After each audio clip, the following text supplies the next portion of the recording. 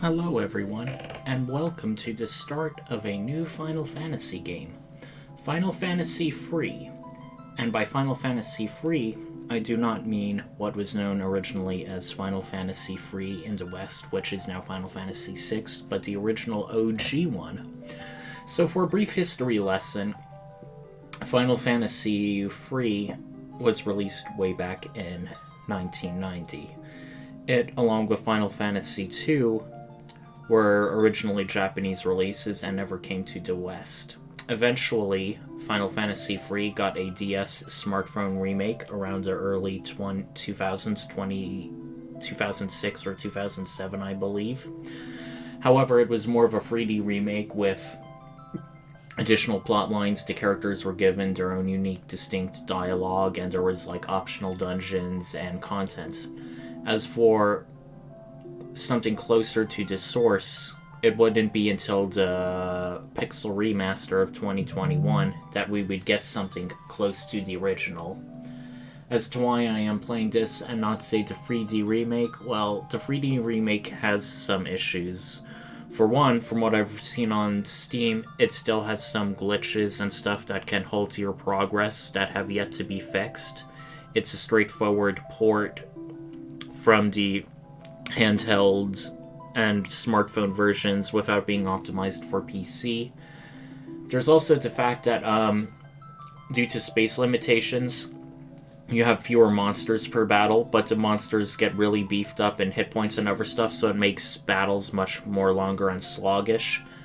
There's also the fact that I purchased the Pixel Remasters as a bundle, so there's that. But without further ado, let's begin. I will be commenting as we go along.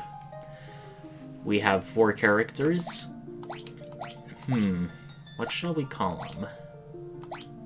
Glitz, I like that. Glitz, Sandy, Ruckus, Hubert. These aren't exactly conventional names, but I think they help make the characters stand out more. So let's start the game with these names.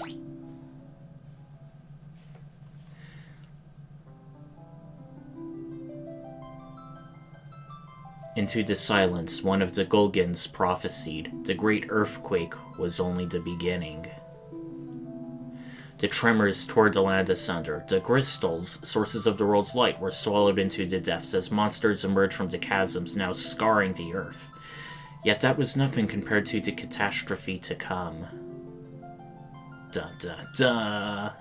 Something fathomless, ominous, and laden with sorrow looms on the horizon, but hope is not yet gone completely. 4 souls will be blessed with the power of light, and so it shall begin. 4 orphaned youths raised by the Topapa in the rural village of were out to test their mettle. They came across a cave, one of the very same that formed when the crystals were lost to the earth. What started as a simple game of exploration became so much more. And now we start by falling into darkness. Ouch. Looks like we fell through a sinkhole. Now what do we do? Are you sure this is a good idea? Maybe we can climb out. You wanted to go exploring. Don't be such a scaredy cat. Hey, quit squabbling, you two. We need to find a way out of here. Now, one thing for those who watched Final Fantasy II, our characters, our protagonists, do not have unique dialogue boxes. They are pretty much interchangeable. It doesn't really matter who you have at the front or back or whatever of the party. Whenever the main characters need to quote-unquote speak, it just has a dialogue box, and it could be whoever.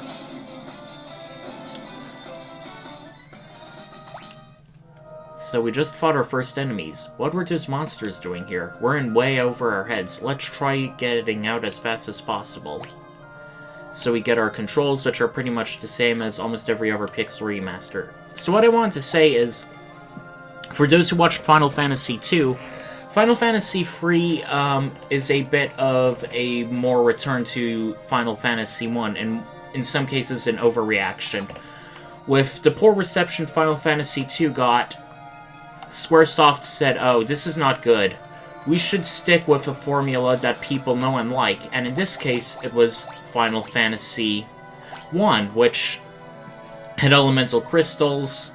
It also didn't really have as much of a strong plot or unique individual characters, so they also went back to that.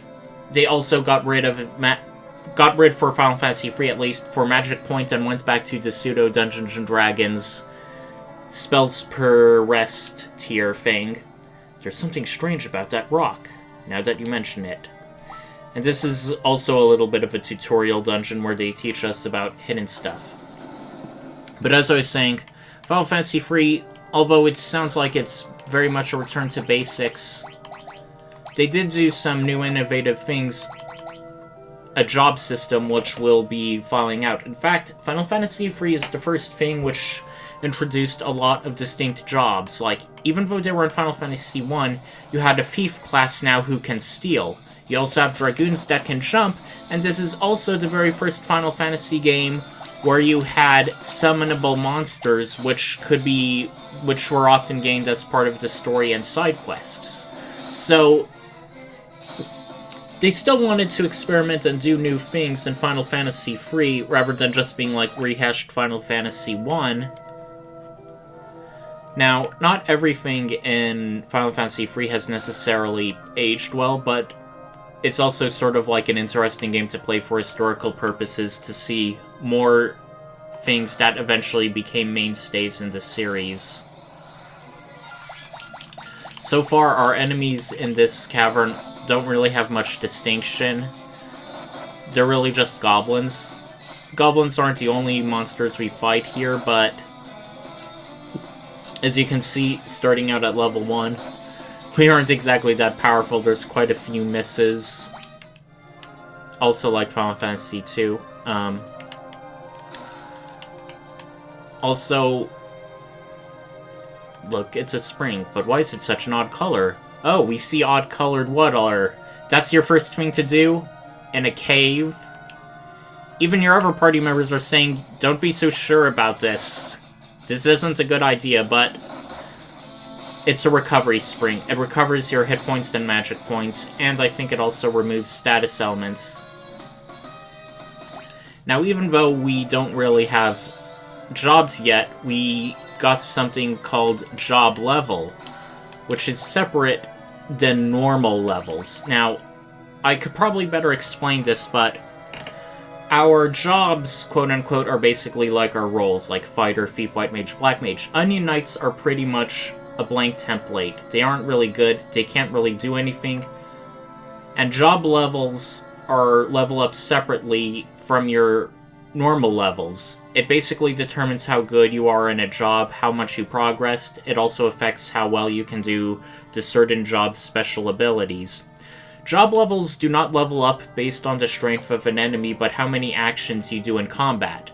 Not necessarily job-specific actions like casting black magic as a black mage or defending as a knight, but just actions at all. Attack, defend, use an item. And every 5 actions you do, your job levels up by 1. So it's actually pretty simple to power level some jobs early on to level 99. Just fight a weak enemy, defend for 5 turns, then defeat the enemy, and your job level will go up by 1. It's been a while since I played this game, so I don't know if your job level can level up multiple times in combat, but overall, it won't be that quick. Or, I mean, it won't be that slow. And now, we have our first boss battle really, really early into the game. Instead of 4 beings, it's a single being, a left turtle. Now, of course, being a boss in a tutorial dungeon, and since we don't really have quote-unquote real jobs, we can easily defeat this thing by physical attacking. However, there was one thing I wanted to show. We have Antarctic winds. These deal ice damage to an opponent.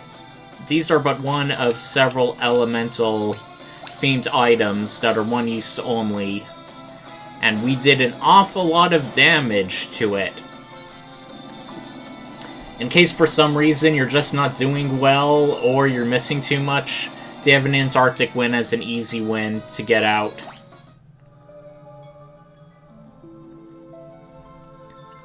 And now, we just coincidentally happen to find one of the fabled elemental crystals, and it's speaking to us.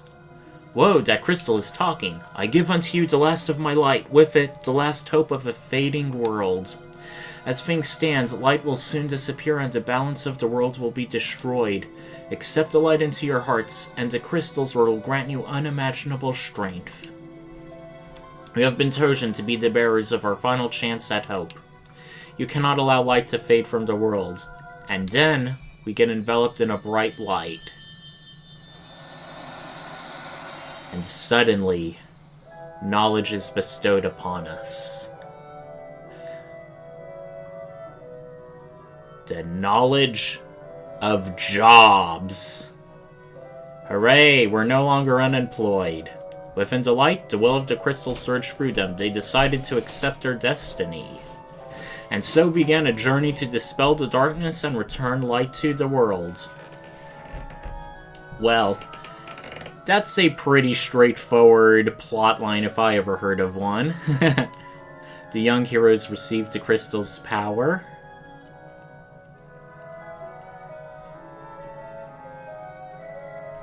And...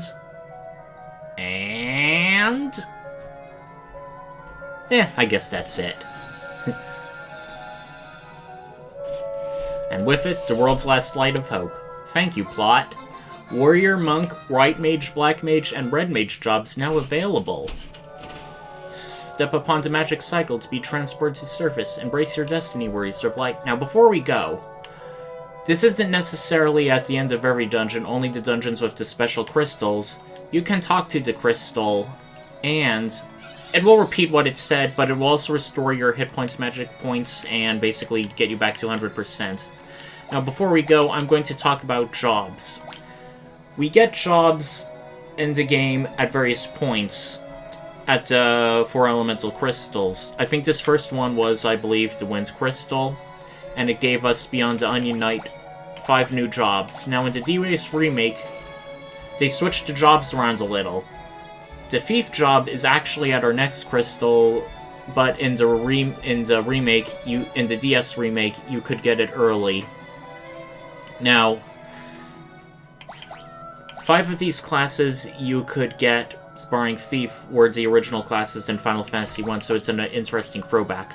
The Warrior is pretty much your heavy-hit physical fighter. They can equip virtually anything. Monk, they are faster, not as tough and hit points wise as the Warrior, but they're faster and they don't really need to equip much.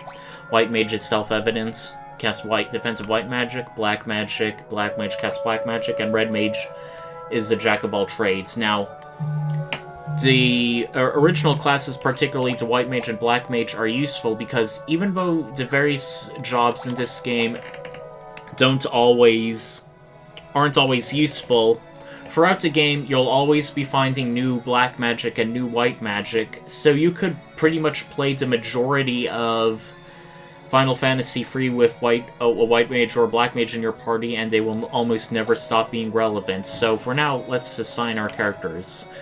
We're going to have the people in front change to more martially inclined occupations, while the people in back are going to be our mages. Now, since they can't equip everything, we may notice that some of us... No, wait. Some people, I think, will be unable to equip even the knives and shields we got, which is fine because... Which is fine with us because... Oh, wait. There's still an Onion Knight? I thought I made him a white mage. Okay. Yeah.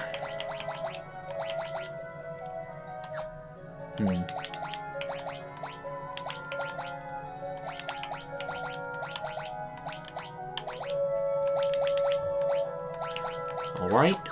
Some of us will be literally barehanded, but that's okay. This is still the starting area of the game. Now, as we exit the dungeon, we're on the world map. And we can see the world ahead of time. And it looks pretty interesting, particularly at the edges. We have a current location, the first dungeon, which we can actually re-go. It looks like we're missing half the chests. So before we go south, we're going to explore the rest of this place. Now, there's an other interesting thing that having access to the map in Final Fantasy III makes a bit cheap. You may notice that there's a hidden pathway, but how do we get to these chests? Well, if we walk here, we find a hidden entrance. Now, originally, it was the thief job that can automatically spot these hidden areas. But since we don't have the thief yet, and the Pixel Remaster allows us to see a map of an entire floor, that's kind of rendered irrelevant. I mean, on the other hand, it does save us a bit of backtracking and unnecessary job switching, which I'm fine with. And wow, our characters, particularly our monk, are really hitting hard.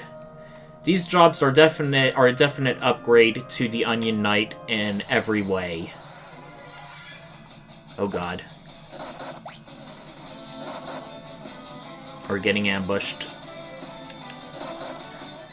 Those carbuncles, they're definitely not how I remembered the summon monster. In future Final Fantasy games, carbuncles always looked like these cute little rabbit things that would cast Reflect on the party. But in this, they're like these weird, veiny, slime-like eye things. And it's like, I really have to wonder the imagination of some of these artists in, like, coming up for monsters. And not just the monsters, but, like, how different they'll be in the rest of the game. Now, I wonder why our heroes, if you may notice in the opening cutscene, didn't just get these chests before falling down the hole. Seems like a bit of an oversight on their part. Now, the bronze bracers, interestingly, are bracers wrought from copper. They can only be equipped by the mage classes. So, let's do it, our black mage. Oh, one other thing I forgot. Let's put the mages into back formation. If you're in back, you take less damage, but you also deal less damage, but only in regards to melee. If you use magic or ranged weapons like bows and arrows, your damage in the back row is unaffected. Same goes for monsters. Monsters do the same damage with magic and ranged attacks, although the vast majority of non-magic monsters are considered to be meleeing you, so formation is still pretty important. Also, another reason to have jobs equipped is they also affect your stats. Not just your stats in general, but also when you level up. So if you want to power level and get like 9,999 hit points in your higher level, you need to have equipped a high HP job earlier on, like before level 45. Now, we just got a magic spell and chest, and spells in this game are a bit different than Final Fantasy II, where they were tomes, and a bit different than Final Fantasy I, where you paid them at shops to learn them. Spells in this game are like items. Not only can you learn them, you can also remove them. But if you remove a magic spell, you don't actually forget it. You still have it in your inventory, which is pretty convenient, especially when you have to, like, get rid of certain classes. Now, one thing I also wanted to say is there is a bit of a downside to switching classes willy-nilly. In the original game, you had a limited amount of job points, meaning in order to switch a class, you needed to spend a certain number of points, which you could only gain, I think, through either leveling up or progressing through the plot.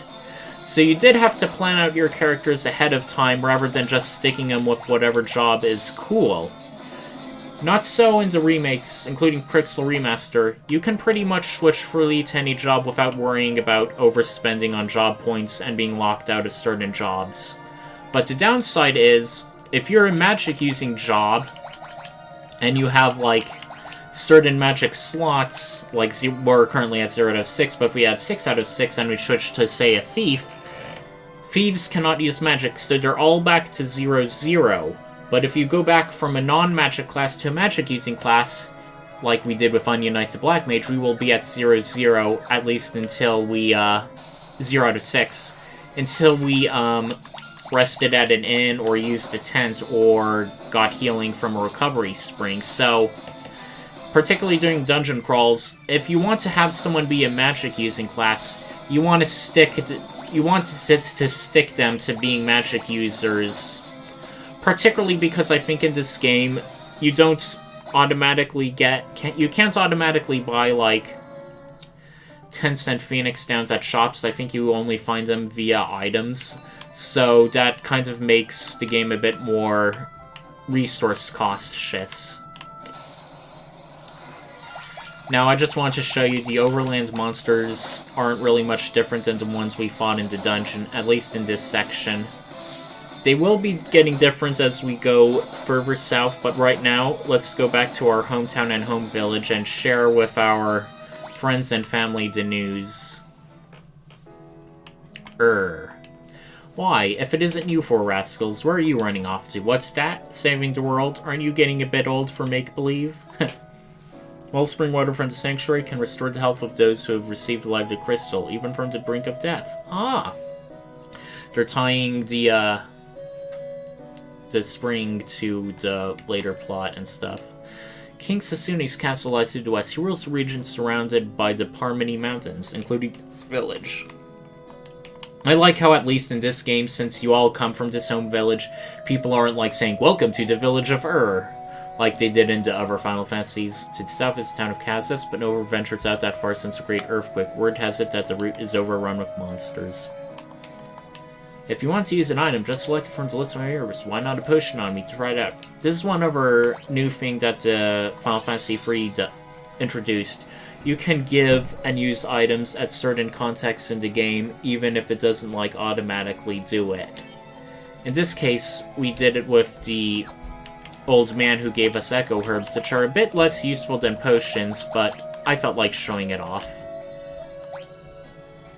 So we have 8 chests and 6 items to find in this village. That's quite a bit. The elders await you inside. It seems that Dan sensed what befell you all. He did always have a strong connection with the spirit world. And here we can find more recovery springs. Now, oddly, unlike the all-purpose recovery spring in the dungeon, in many of these areas they are separated into 2. One section just heals your hit points and magic point, the other revives dead people and removes status elements. Now we meet Dan, who I think was actually the person who raised us as like an adoptive father. Yes, the spirits have told me exactly what befell you. Now speak with older Topapa. I believe he has some... I think it was either Dan or Topapa, or maybe even both, who raised the protagonist. Let's see. It's Homek, one of the town elders. Ah, the game's narration is speaking to us directly. In order to understand the power you've been granted by the crystal, you need to be true to your heart. Ah. Very vague, but very also cliché and inspiring JRPG stuff. It's Nita, a motherly figure to us. Take her on your journey. You know how I worry, so... Wow, a lot of them are really okay with us deciding to just go off and do whatever. That's kind of amusing, but I guess they sort of prophesized about it ahead of time. It's Topapa, the elder who raised us. Topapa, we got new jobs, aren't you proud of us? I know. To think that you four would be chosen by Delight. Glitz, Andy, Rukas, and Hubert. You must understand that such a meeting was no mere chance. The crystal willed you to it, such is its power. Your souls have been touched by light. You cannot let the strength you've been granted go to waste. You must depart at once and seal away the powers of darkness. Okay.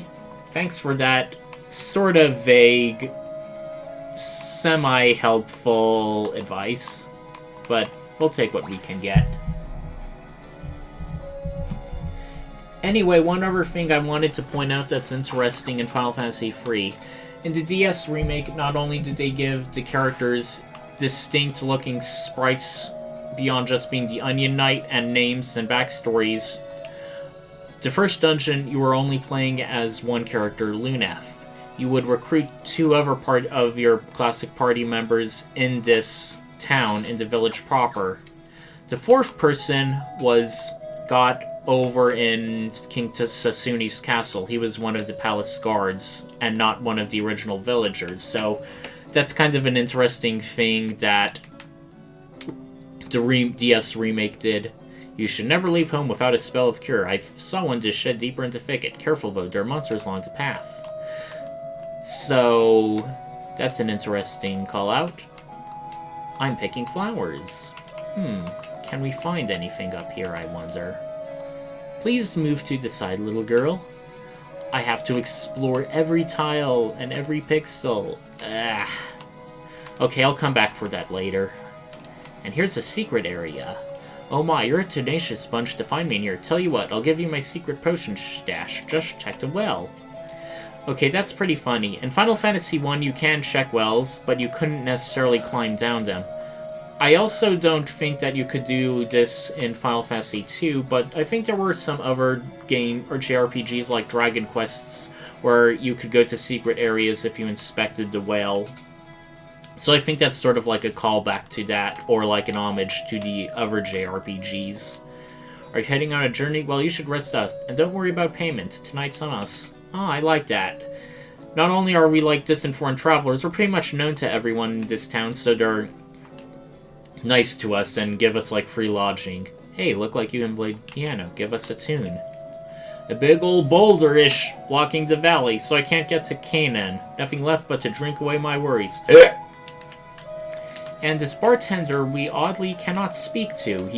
I guess he's too busy. Oh ho, I'm a dancer, can't you tell? Want to see me dance? Sure. Now, in Final Fantasy V, which was the spiritual sequel to Final Fantasy III in many ways, there were taverns in many of the towns which also had dancers and pianos. In that game, the more pianos you played, the more skilled you got, and you would eventually unlock, I think, like an ultimate bardic song if you played all of them. Sorry, I didn't want to speak over the piano, but looks like we didn't miss much. But yeah, as you play more pianos, your piano skills improve. In Final Fantasy III, playing pianos doesn't really give you anything or unlock any quests. It's just something to do for fun, which I suppose I can appreciate. Hey, don't tell me. I bet I can guess your specialties. Hang on.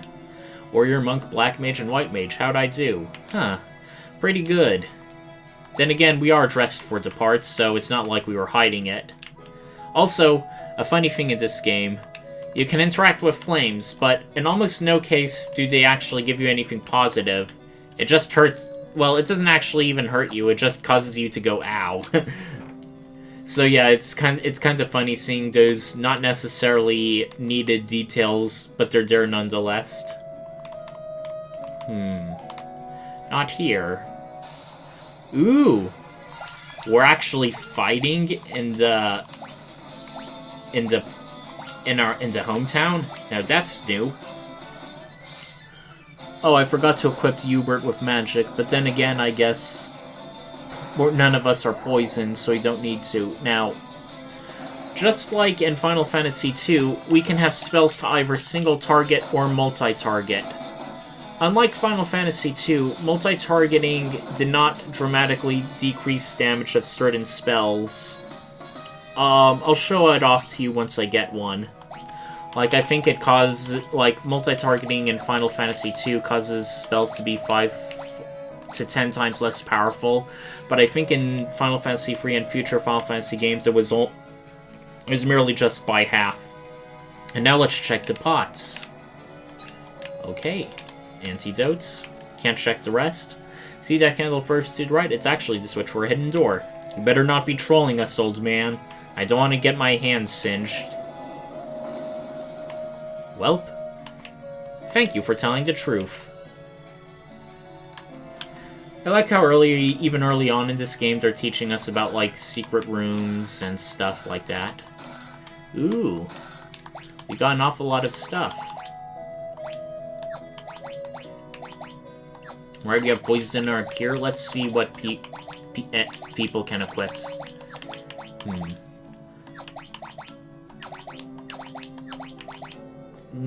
Less accuracy, but almost doubles our attack. I'd say that's worth it. Dagger. Well, only our black mage can use it, so I guess we will. Now, who do we want? 9, 5, 6, 5.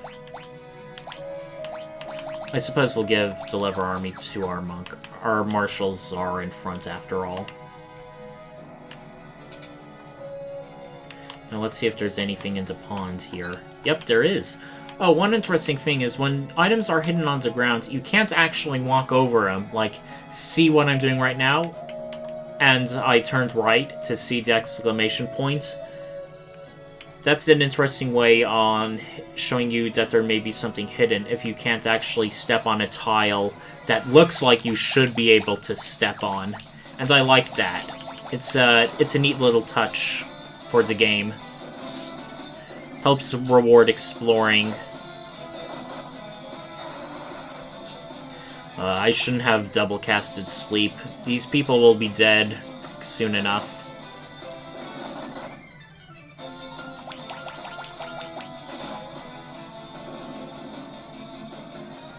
Alright.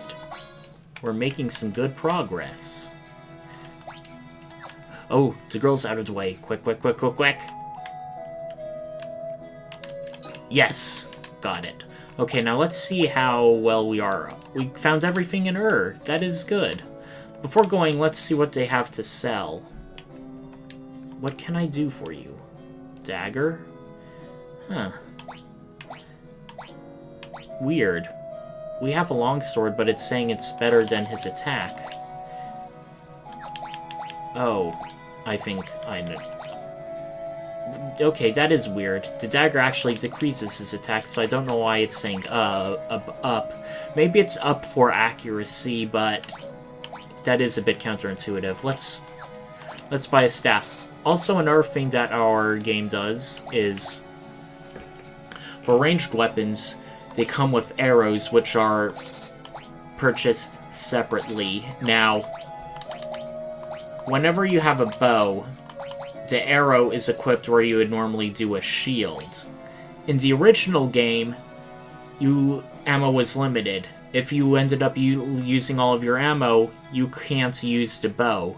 But in this game, for a quality of life increased, you only need to buy one arrow of each. You're presumed to have infinite ammo. And we gave the bow to our black mage because even though you're not physically powerful, we don't want to be casting spells all the time and run out. So a bow can be good because it can be used in the back, and it's also a bit powerful. I forgot if you can find some of these things for free later, but...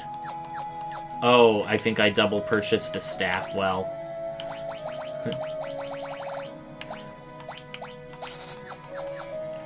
Well, no big loss.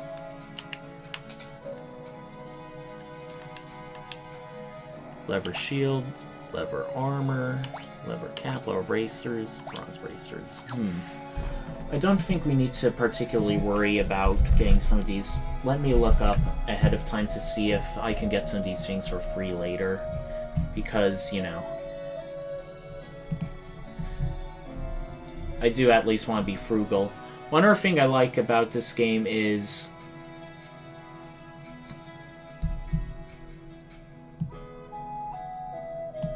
when you buy multiple items, like a bunch of potions, you actually get discounts when you buy in bulk, which I like.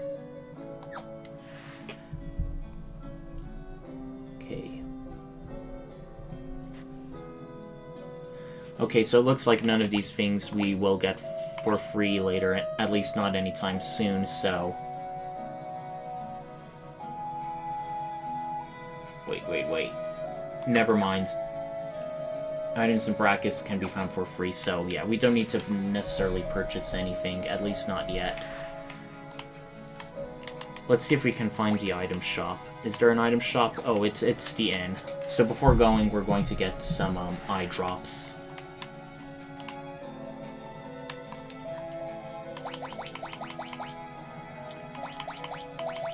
Alright. Healing items are quite cheaper to buy in bulk than in other Final Fantasy games. I like that. Okay, so I guess we're going to go visit the other towns now. I mean, we can't save the world if we're cooped up in this small little mountain range-like place. And just for fun, I want to show you some of the different enemies we'll be fighting, depending on the biome. In the desert, we can fight things like killer bees and werewolves. Nothing particularly deadly, but... Also, see how much more physical damage our black mage did with a bow and arrow. I'm very glad we stuck it on him. Different, strange-sounding music and a mysterious fog. Eek! Hey, don't be afraid of me. We're not monsters. Oh, sorry, I thought you might be ghosts too. While traveling from the west, I came upon this accursed town. I'd stay away from the inn if I were you. It's full of ghosts! Ruh-roh. Ah, we now know better not to touch campfires now. Glad to see our characters are learning. Well, he only said the inn's full of ghosts, but... what the? The genie's curse turned all the villagers into this. Well, suppose it's not just the inn. Now, in the DS remake, the female party member, all of our party members are basically male in the other versions. The female party member in the DS could, came from this town, even though you met her in Ur. She was the daughter of a blacksmith.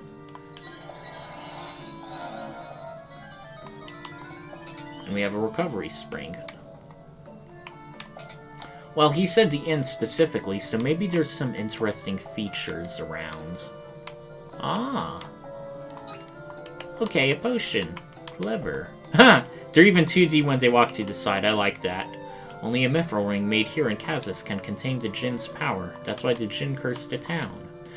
It's since been trapped in the sealed cavern since the Great Earthquake, but now he's awakened. Sid's the name. I'm from Canaan, but a boulder in New Nell Valley is blocking my way home. Now I'm stuck here.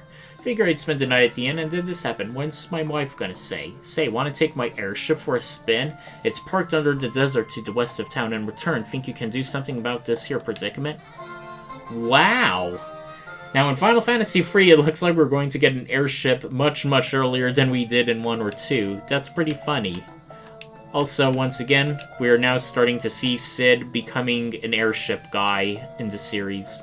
Townsfolk made a riffling for Princess Sarah of Castle Sasune once. If only we could borrow it. Well, I want to have my beautiful complexion back. Ah. Interesting looking paintings. Don't exactly know what they're portraying. One of them is a landscape, which I think was from the original Final Fantasy when you set off on your quest. The one on the west, I have no idea what it is. Also, we can rest here for free. No need for an inn. Then again, the inn in Ur is also free, so they are holding your hands a bit in this game. At least starting out. And we have... let me see. I think it's somewhere around here. There it is. Found a staff for free. Oh well. Ah, Zeus's Wrath, Mithril Helm. What else? Is there anything else we can find here? Zeus's Wrath, like Antarctic Wind, but deals lightning damage, and a Mithril Helm, which can be equipped by a Warrior, Red Mage, or Onion Knight. Well, gonna stick on our Warrior for now.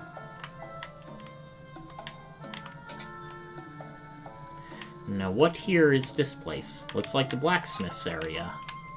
But nobody's home, not even a ghost. Well, looks like there are these foreboding-looking mines in back to explore. Suppose we'll go inside. Technically speaking, you're supposed to come here later because you have a dead end and an odd-looking button which we cannot interact with. But you can fight some enemies here who are actually pretty powerful. Undead. And we seem to be missing a lot.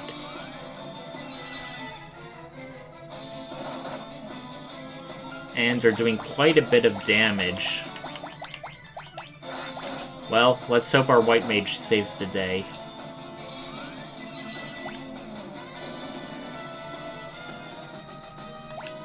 I mean, if they're causing even our fighter to hurt, that may be a sign.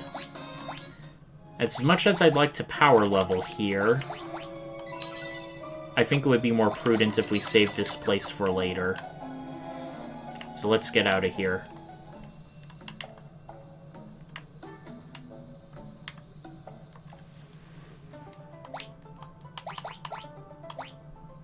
So, we have everything saved into Mithril Mines, which will be coming back later. And as soon as we walk into the desert... Wow! Nice! It's got even triumphant sounding music.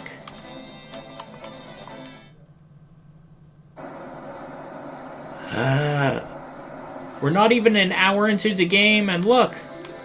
We got an airship! But you may notice something odd.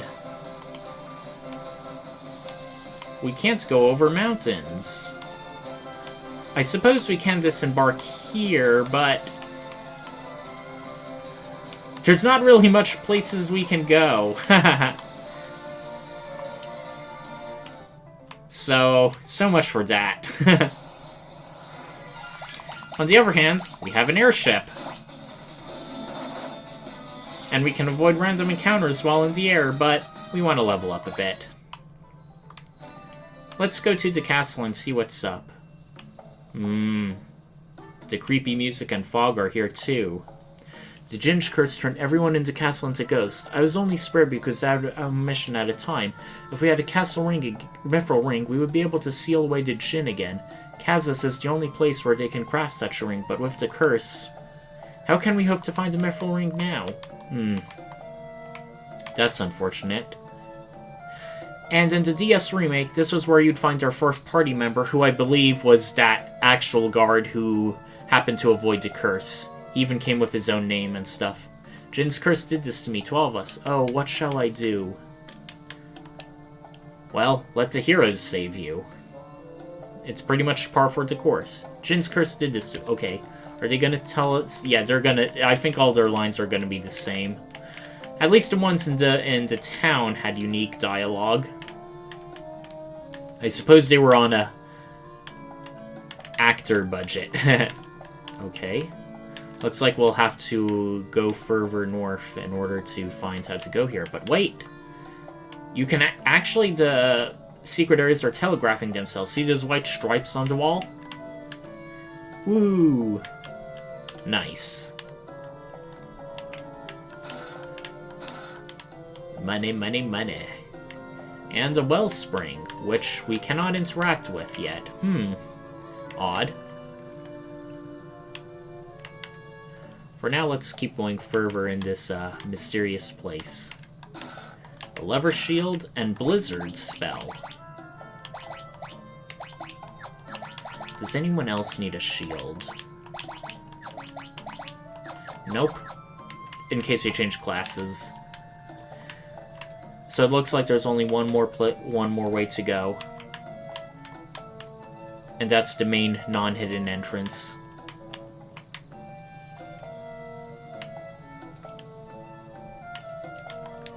White Slayers in the western tower of our castle. It's a holy sword, bane of the undead. However, only a red mage can wield it. Undead horns roar the tunnels of the sealed cavern, but if you cast Cure on them, it may do some serious damage. Ah, thank you very much for that. And now we meet the king. I am King Sasuni. As you can see, the Djinn's curse has reduced me to this ghostly form. Only by defeating the Djinn can this foul curse be lifted. Where is the Djinn? He dwells in the sealed cavern north of this castle, but without a mithril ring, you will be powerless to seal him away. We heard that Her Highness, Princess Sarah, has one. Oh, how could I have forgotten? The people of Kazaf once presented Sarah with a mithril ring, but I fear Sarah is nowhere to be found. Could she have been abducted by the Djinn? Oh, my poor, poor Sarah. And now the party speaks among themselves. We can check out the sealed cavern. Oh, such stalwart warriors. When you reach the sealed cavern, you should know there's a secret door. This skeleton is the key. Please, you must defeat the Djinn and free my people from this wicked curse. Now, the sealed cave we could have gone to originally, but without this important info from the king, we would have been a bit stopped in our tracks. We also learned about some useful equipment in the towers. Now, I missed this originally because the encounter rates in Final Fantasy III aren't crazy, but you could fight enemies in the towers, but not elsewhere in the castle. They're a bit tough, but we can take them physically. They're not really hitting all that much, even with magic, so...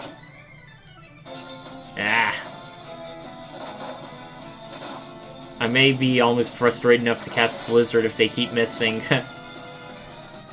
Well, at least all those actions are increasing our job levels, and our normal levels.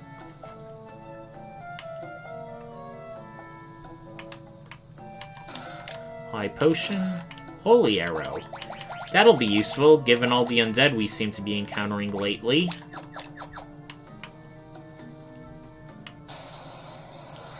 Okay.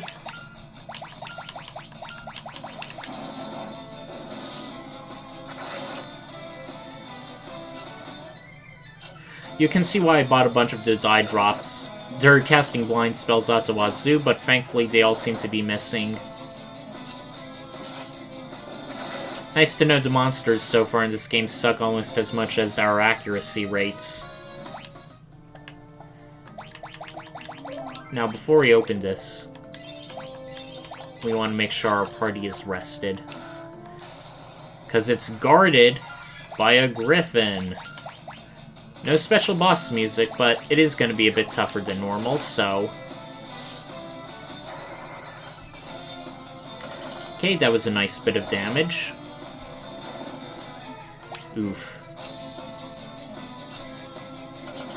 Having half our party miss, that is not a good sign.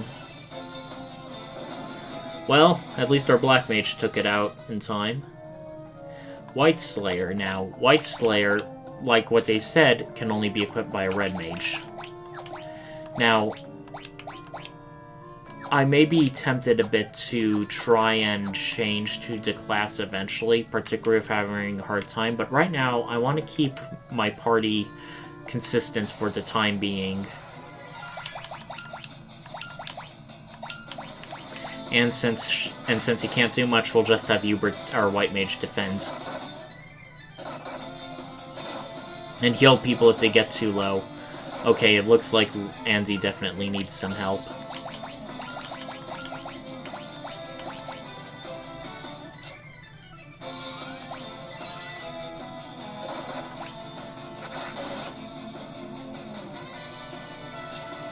If I remember, I think this is also the final of the fantasy games that have that multi-hit thing. Like, whenever you see us hit, your damage is also determined by how many times you get hits. And hits, in addition to being affected by strength, also are affected by agility. So speed matters just as much for damage. At least that's how it was in Final Fantasy 1 and 2. I presume Final Fantasy III operates by similar principles. If we look at our stats, we have strength, agility, stamina, intellect, and spirit. And they are pretty similar to how they acted in other games. Strength, how strong you are and how tough you hit. Agility, how fast you act and how many hits you get in. Stamina in this game, I believe, determines how many hit points you can gain per level. And intellect and spirit determine your black magic and white magic, respectively. I can check on a wiki to double check in case I am wrong, but right now, let's just keep going and find the rest of the treasures here. More status curing stuff. Can't say no to that. Huh. This place looks a lot cozier. Well, let's take a nap in the princess's bed. All four of us! Sometimes when they have, like, the party, like, merged together, they often do it at the weirdest times. That's pretty funny.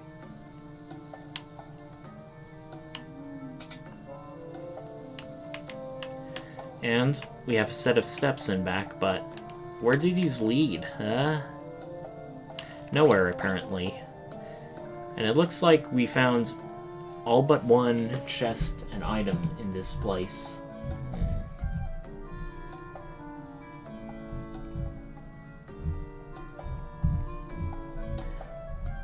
One moment, checking a guide.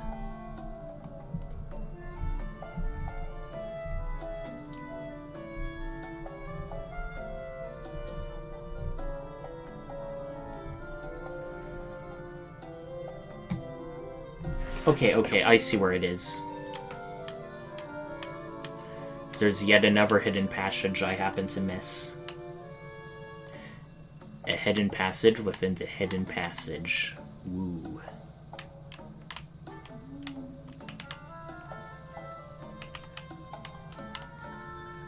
Behind here! Ooh. Now, you know, with those leopard statues, we're probably in for a... Oh, I guess not. Well, it's a blunt weapon from a distant land. For a monk. Wow, that really increases our attack and accuracy. Definitely equipping it on him. And now we have but one item. And if I recall, that item is plot specific, so we now have officially done everything we could in here.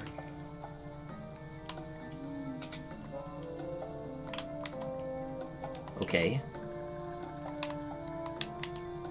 Says the same thing. So let's go back to our airship. And north to the sealed cave.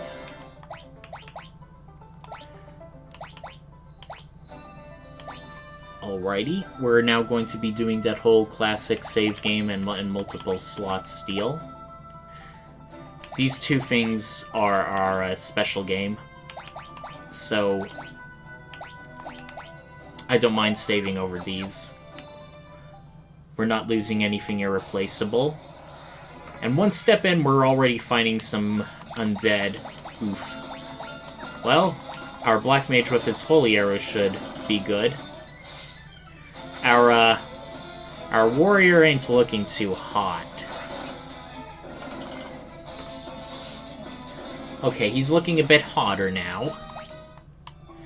And a decent amount of experience. Happy to see that. Now, ahead of time, let's check. We have 5 chests to find in the sealed cave.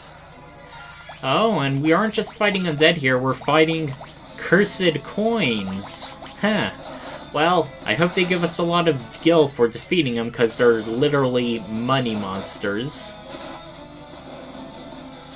I think Stare would have paralyzed us if it hit, but don't quote me on that, I don't remember.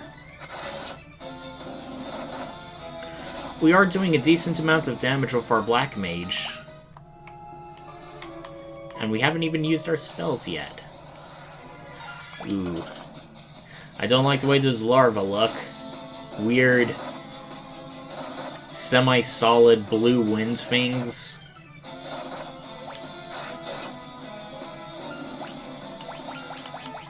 Okay, now let's not do auto-target. Let's target different characters if we can.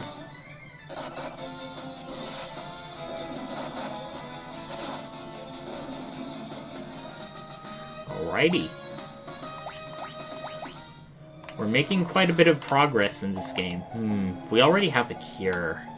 I almost feel like the game is shouting with us, be a red mage, be a red mage.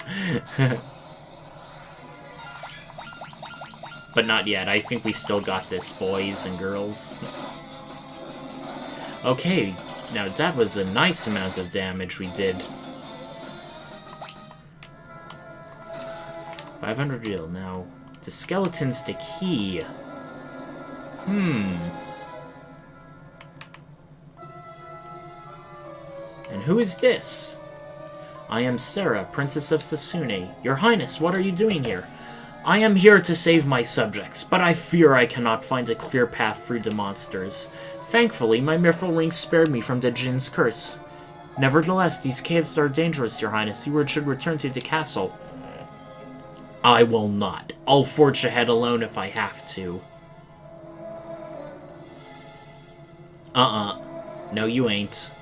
Your Highness, won't you reconsider? Please, take me with you. You cannot seal away the Jinn without my mithril ring. Wow, that's a pretty swift change of heart. Then I suppose we must. Sarah joined the party! Ah! So, Sort of like Final Fantasy II, we have temporary party members. Oh, that's right. If you wish to talk to me, turn toward me and press the confirm road. Don't hesitate to ask me anything. Now let's be off. However, unlike Final Fantasy II, they actually follow you on the map, and you can talk to them. I'm Blitz. A pleasure. However, unlike Final Fantasy II, they do not help you at all in combat. In the DS remake, they could. They weren't actually a fifth party member, but every so often they would either do an offensive attack, usually offensive magic, or they would do some sort of defensive supportive magic, usually something to increase your party's stats or heal them. In the case of Princess Sarah, I think she casts Arrow Wind Magic and Cure. But otherwise, the party members, even in the DS remake, didn't do much. So, it's not like we're missing, like, a whole new level of gameplay. I must use this ring to accelerate the Jin's power and save my people. Please, escort me through this cavern. Okay, and if you run, they do have to keep up a bit. Ah, and it looks like we're seeing a figure ahead. Could it be the Jin? Well, for now, let's fight more of these bad boys and girls. Let's see how effective Blizzard is. Kind of. I mean, I think we'll save it for when we really need it. In the meantime, this should finish them off. In spite of having the most hit points, our monk is a bit fragile in the defense department. Or maybe they're just being hit a lot, so...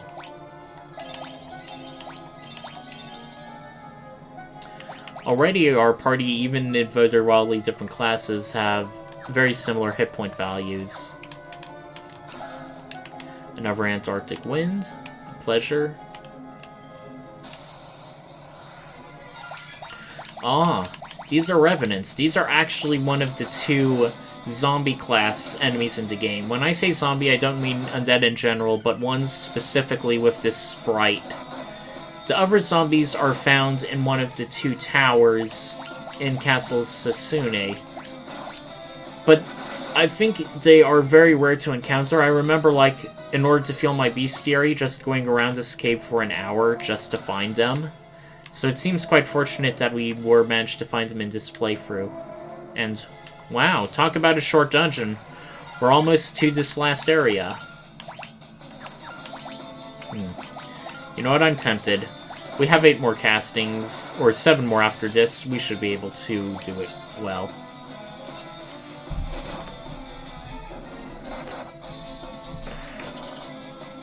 Ah, looks like we're poisoned. Ouch. So we're gonna cast Poisona on ourselves, if we can. Nice. Now we better finish him off now. With a nice 61 damage. Huh. Already our job levels are pretty fast. It's the Jin. Stand back. I will use my ring to banish it. Nothing happens. Uh-oh. Bwahaha! You think that silly trinket will stop me now? I've joined the forces with the darkness, and together we're unstoppable. The Jin attacked. Come at me, bro. Okay, now the boss battle music for Final Fantasy III is pretty good. It already starts off strong, and it's pretty much shootable for just about any fight. I like it a lot more than the Final Fantasy II's vaguely weird one. I don't exactly know how to describe it. Okay, so the Jin's a heavy hitter, but it looks like he does more damage physically than with fire. But just to be on the safe side, we're going to have our white mage cure people as necessary. Since Glitz is in front, we'll cure him. And after that, we'll cure Andy, who is now the one hurting.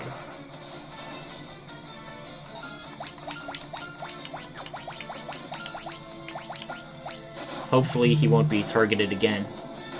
Okay, that was pretty quick. Not exactly too hard for a first boss battle, but also one reasonably challenging, particularly if you come in low hit points without much supplies. Now, Sarah, while the djinn is weakened, use your ring! Sarah, raise the ring up high!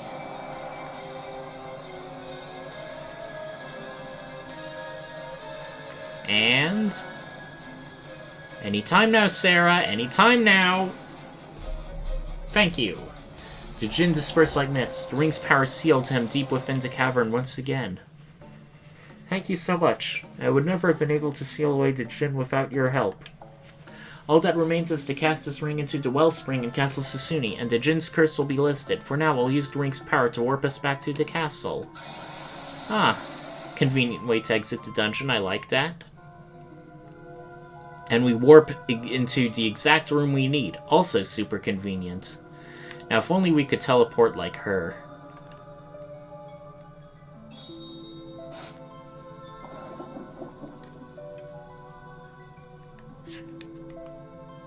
There, now the djinn's curse should be broken. We wouldn't be here without you all. Thank you. I suppose we must part ways. I have a duty to my farm and my people, after all. Would that I could travel with you, but I'd only be in your way. Sarah. Come back when you finish your journey. I'll be waiting for you, for as long as it takes. We swear to return.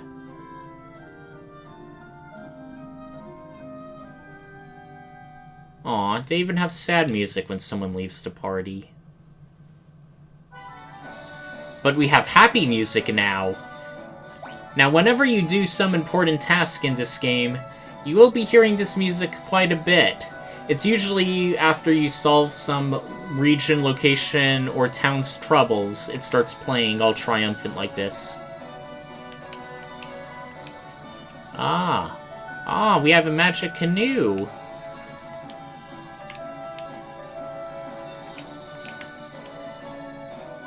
Guess we didn't need the White Slayer after all. Thank you, brave warriors. You have sealed away the djinn and saved my precious Sarah. I owe you a debt of gratitude. Take this, I trust it will aid you on your quest. Receive the canoe from the king. Alrighty. What does Elsie say? We may rest her as long as we wish. Aww. And now we can...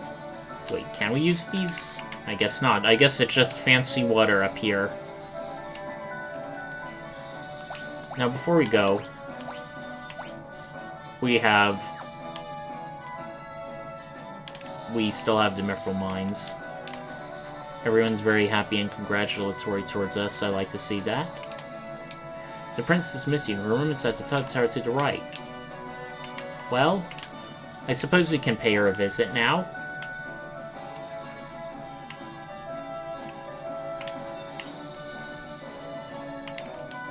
Princess Sarah's been asking after you every chance she gets. She talks of nothing else. Uh-oh. I hope we haven't caused an obsession. I have to stay with my father. Would that I could travel with you, but I'd only be in your way. Your Highness, come back when you finish your journey. I'll be waiting for you. And yes, we can still rest in her bed. Now, in case we missed it, we can still go into the Western Tower, and yes, there are still monsters to fight in here. Wonder why they haven't exactly been cleared out yet? I have no clue, but just to show you for fun. Yep. Zombies. Uh-oh. We really should have healed our monk. Hopefully we get a cure off fast enough. They're pretty gross looking. See the blood on their claws and their feet? Yee. I can't imagine that would have been acceptable in American shores.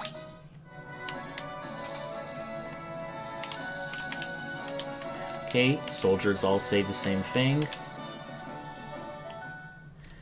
Now, the canoe is kind of self-evident. For those of you who have watched Final Fantasy II, you can use it to go around. But unlike Final Fantasy II, you actually encounter new monsters when you're in water rather than on land. This applies to both the ocean and, oh god, they are way too powerful.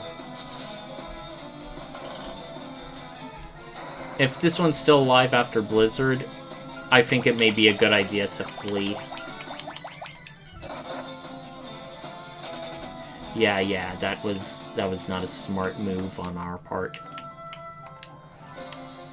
However, hopefully after several levels we should get back to normal. Since I'd rather not have a discrepancy in levels, let's heal our KO'd friends.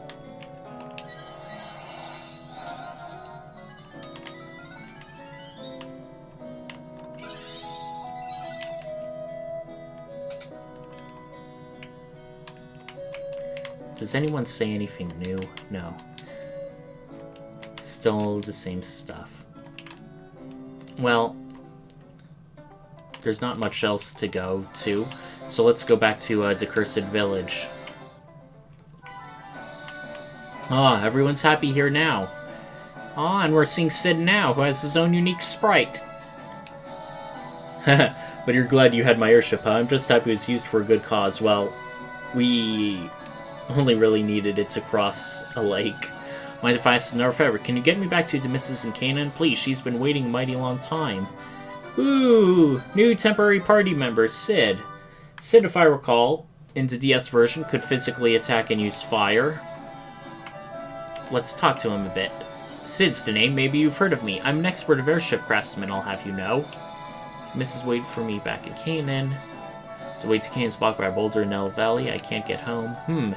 Maybe if we affix some mithril power to the airship, we can bust through the boulder. Taka, the blacksmith, and Kansas might be able to help.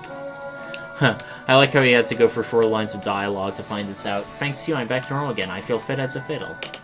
Okay, we also learned about the Parmeni mountain range. That huge rock on the map we can possibly clear off.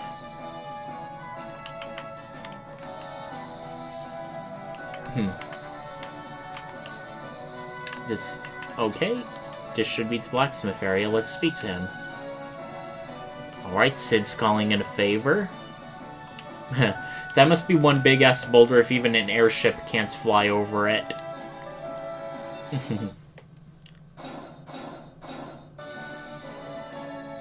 Say hi. All done. No need to thank me. You saved the town after all. This is your appreciation. Now take care out there. I do have to ask. If they're getting their mithril from the mines which have undead, wouldn't that be a big problem? Or is everyone in this town so badass the undead aren't a threat to them? Let's give that Barson Boulder a good old-fashioned whooping. Do us proud.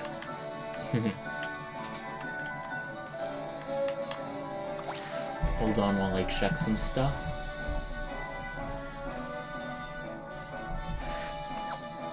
Let's see if there's any new,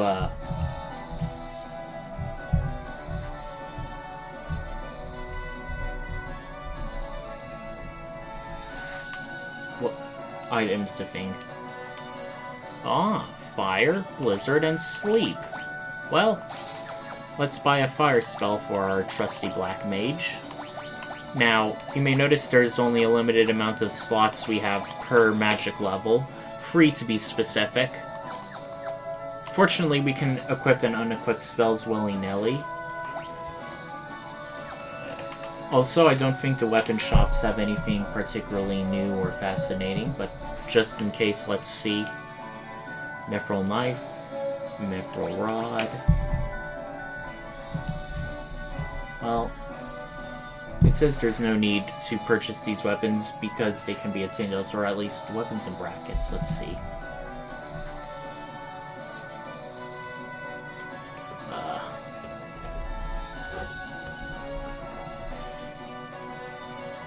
Well, it doesn't say anything about...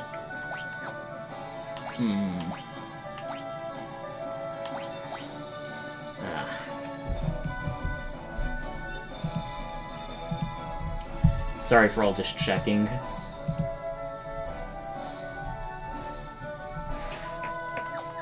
Okay, we don't need to buy them. We can actually get stuff into mithril mines, which we're going to do right now. We should now be better equipped to handle the enemies.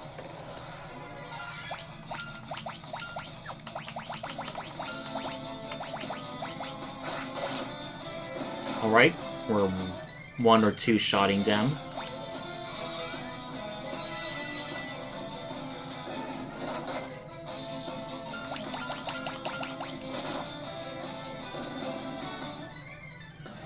only now can we actually interact with this button, now that we did the sealed cave stuff. And it opens up a new area for us to explore. So let's go there. A mithril sword. Not one, but two. Nice. Well, let's keep that one in backup. And it's more of the same enemies.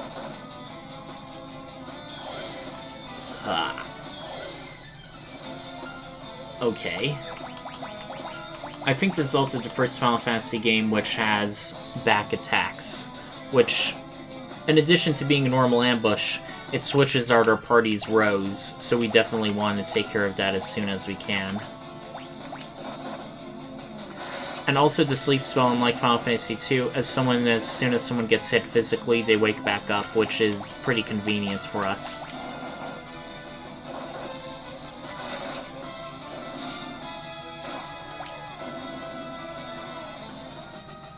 Alrighty. So our normal levels are 9, but our job levels are quite a bit.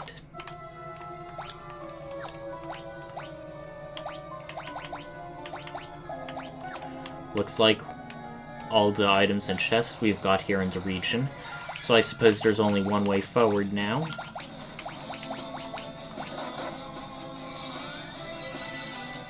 Let's just take care of these enemies first.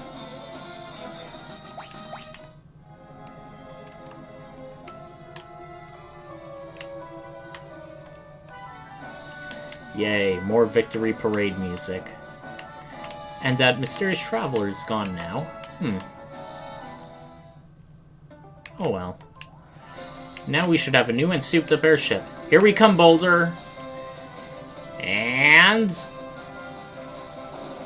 bam! In hindsight, crashing an airship into a boulder wasn't the smartest of moves. Phew, we might have done it. Y'all have nerves of steel. So, I guess that's why they were okay with giving us an airship so early in this game. The designers knew it was going to be destroyed.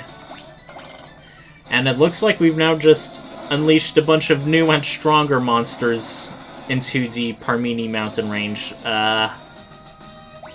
Sorry, everybody. On the plus side, we now have more places to go. I like how even on the overworld we have Sid following us. It has a very nice feel. Kanan. Thanks for all your help. If there's anything I can do for you, let me know. Come to think of it, if I can put together another airship, I bet you can put it through its paces. But only to make a few design improvements. And no one knows more about that stuff than King Argus. You should go see him. Anyway, thanks again. Come back to visit anytime. Aw, man, we're going through these temporary party members like hotcakes.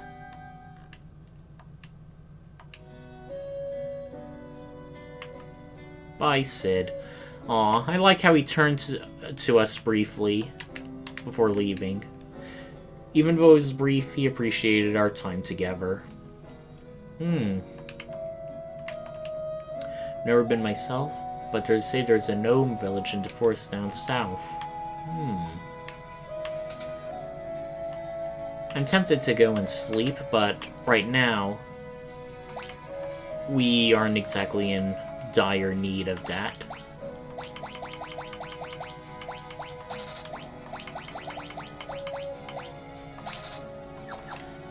Alright, now we're well stocked on the various healing items.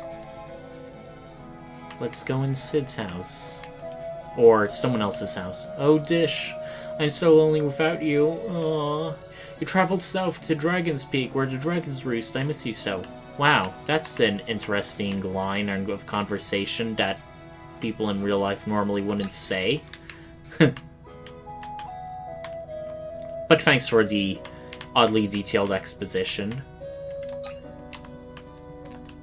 First, that scoundrel Desh turns my Selina's head, then he ups and leaves town, said he had something to find in a hurry. My Selina was always such a sweet girl, now the poor thing cries herself to sleep at night.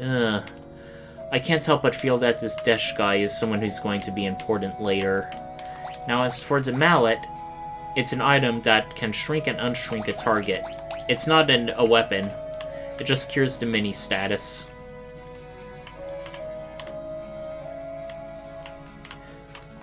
Ah, there's another dancer. Alright, let's see what let's show us your moves.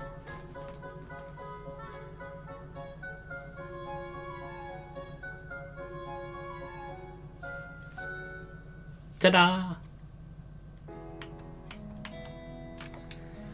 Arrow is a white magic spell that lets you manipulate the wind to damage your enemy. Flying monsters hate it. Stay-at-home mom discovers one neat trick. Okay, looks like we have a hidden area we can go through. For some reason in this game, while you can walk through other walls, they hurt you. Fortunately, they do hardly any hit point damage, but it's still kind of weird to see. And now we have an elixir. Well, looks like we found all the items. It's really only chests we need to get. Yeah, see? We hardly lost any hit points.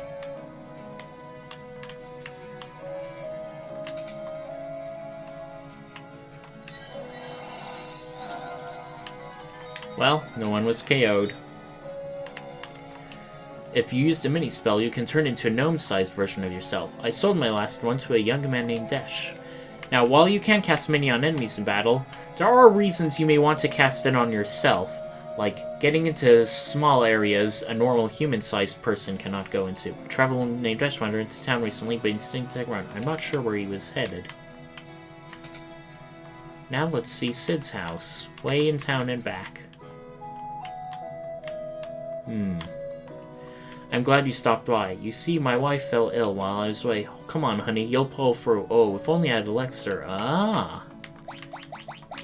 Now that's a hint if I ever heard of one. Mrs. Sid. They don't even have a last name, so it's just Mrs. Sid. Fortunately, we found an elixir in town. While this isn't exactly required to proceed with the game, doing it early is better than later. And you'll see why soon. Aw. Well, give this candle behind me a jingle. It'll open the way to the night where I used to park the old airship. Help yourself to anything you find down here. Ah, thank you very much, Sid. Secret area. Alrighty. A great bow, a potion, gnomish bread, gold needle, iron arrow, the blind spell, and phoenix down, and more gnomish bread, and right here in the corner, another secret room. Potion, gold needle, phoenix down, high potion. Okay, so let's see the new stuff we got. So, the great bow is a better version of the bow. Not much to say here. Gnomish bread displays a detailed map when you use it, but since we already can access a map at any time, this spell is kind of useless in this game. Iron Arrow is better, and we have a level 2 black magic spell Blind, so let's learn Blind, and let's equip our mage with a Iron Arrow and a bow. And a great bow. We will actually be giving our fighter the great bow soon, but not yet. Right now, I just feel like sorting it up.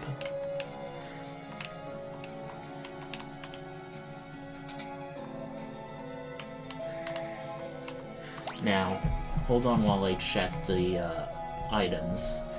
Is there anything we can buy here that we cannot get anywhere else? Well, just to be safe, let's see. Okay, they're selling us mithril armor, mithril bracers, and mithril gloves.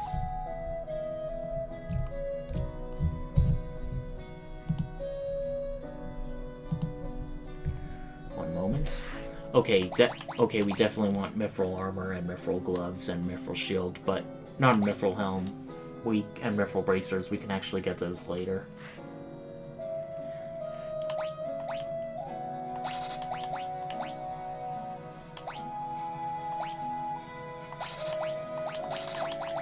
Okay, let's give our warrior all the good mithril.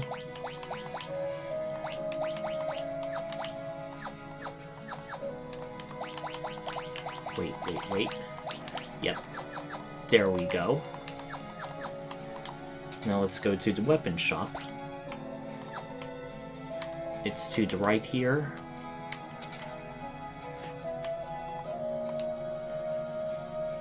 Now the only thing we want to get here is a mithril knife. Well, do we, It looks like really only our black mage can equip it. Let me check my mithril sword. In case we switch to red mage, I want to make sure we have a good weapon. Or at least...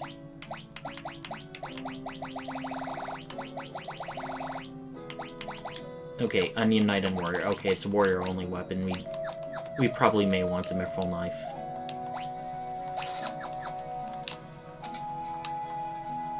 In the meantime, the magic shop doesn't have anything we don't already have. Well...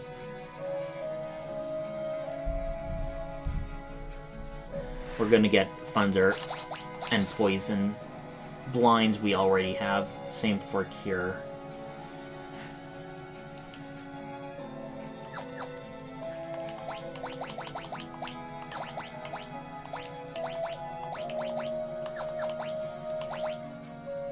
Alrighty.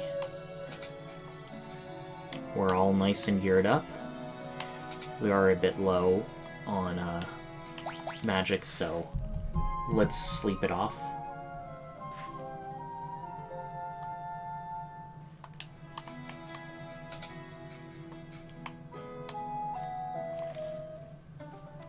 Well, there's not really much else to go or visit on this map. If we try going south, there's just an impenetrable mountain range. Oh no. Wow. Hardly taking any damage. Wait, no, I don't want to do that. I actually want to fight these guys.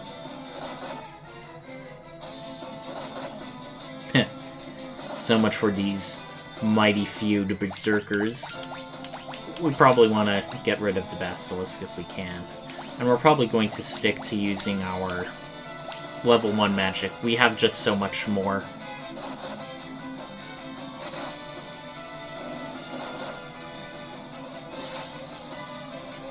Okay.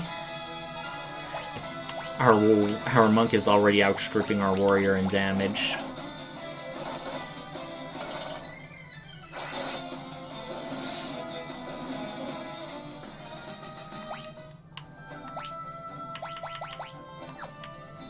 So, let's head up the mountain. But before we do, we catch an amazing sight in the distance. A dragon. Oh boy. Are you intimidated now? Now, before going up Dragon's Peak, there is an interesting thing. Practically every monster here is flying. And in this game, flying-type monsters are weak to wind. And not only are they weak to wind, they also take damage from ranged weapons. So we're going to be giving our warrior the great bow and the best iron arrow. Now, get back and watch the damage, baby. Okay, fair amount for our black mage. But our warrior does nearly 200 damage. I think that's the most amount of damage we've done in this entire game so far. Definitely nothing to sneeze at. Now, ahead of time, we have 3 chests to find here. Chest number 1.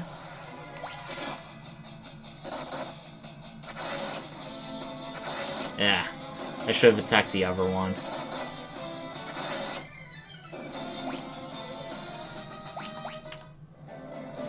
And we'll be coming up on chest number 2 over here. Okay, Helldivers should be more of the same.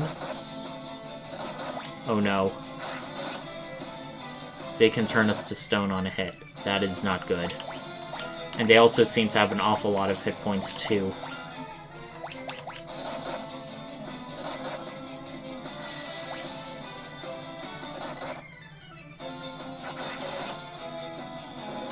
We want to get Glitz to take out these people ASAP. Oh, thank God. I was worried he'd be stoned.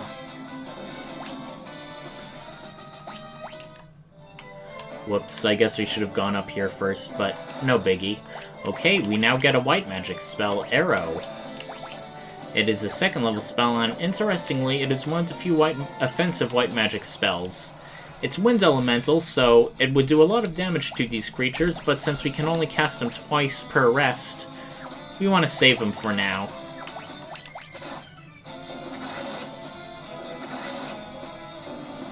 Ah, one-shotted them all. Down, that's what I like to see. Now, we don't really get too far before we encounter the dragon. So damn big, it's visible from the world map. This is not good. Looks like there's an item up here we can get. Rock.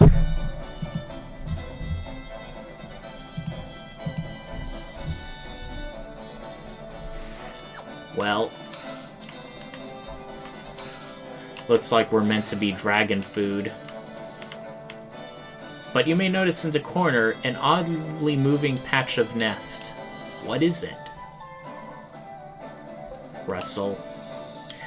And we have a spiky-haired anime guy come out. Whoa, how the heck did you guys get up here? Oh, this is where Desh was coming from.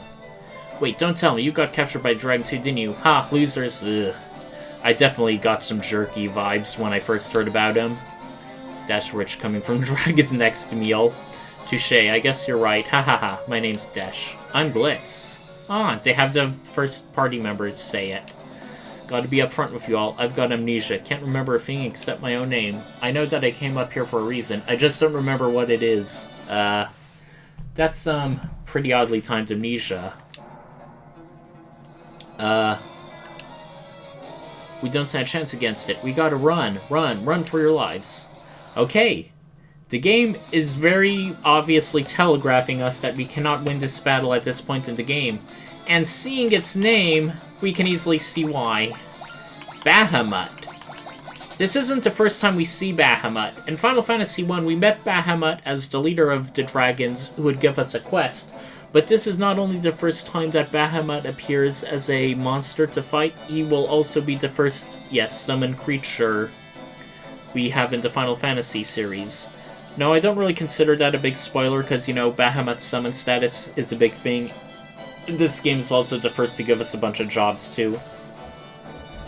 And now we also get Dish a free spell from him.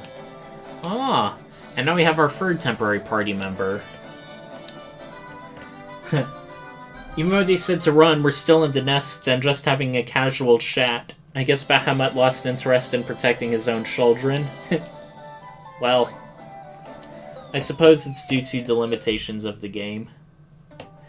And now, we jumped off the mountain so far, we somehow got transported all the way there.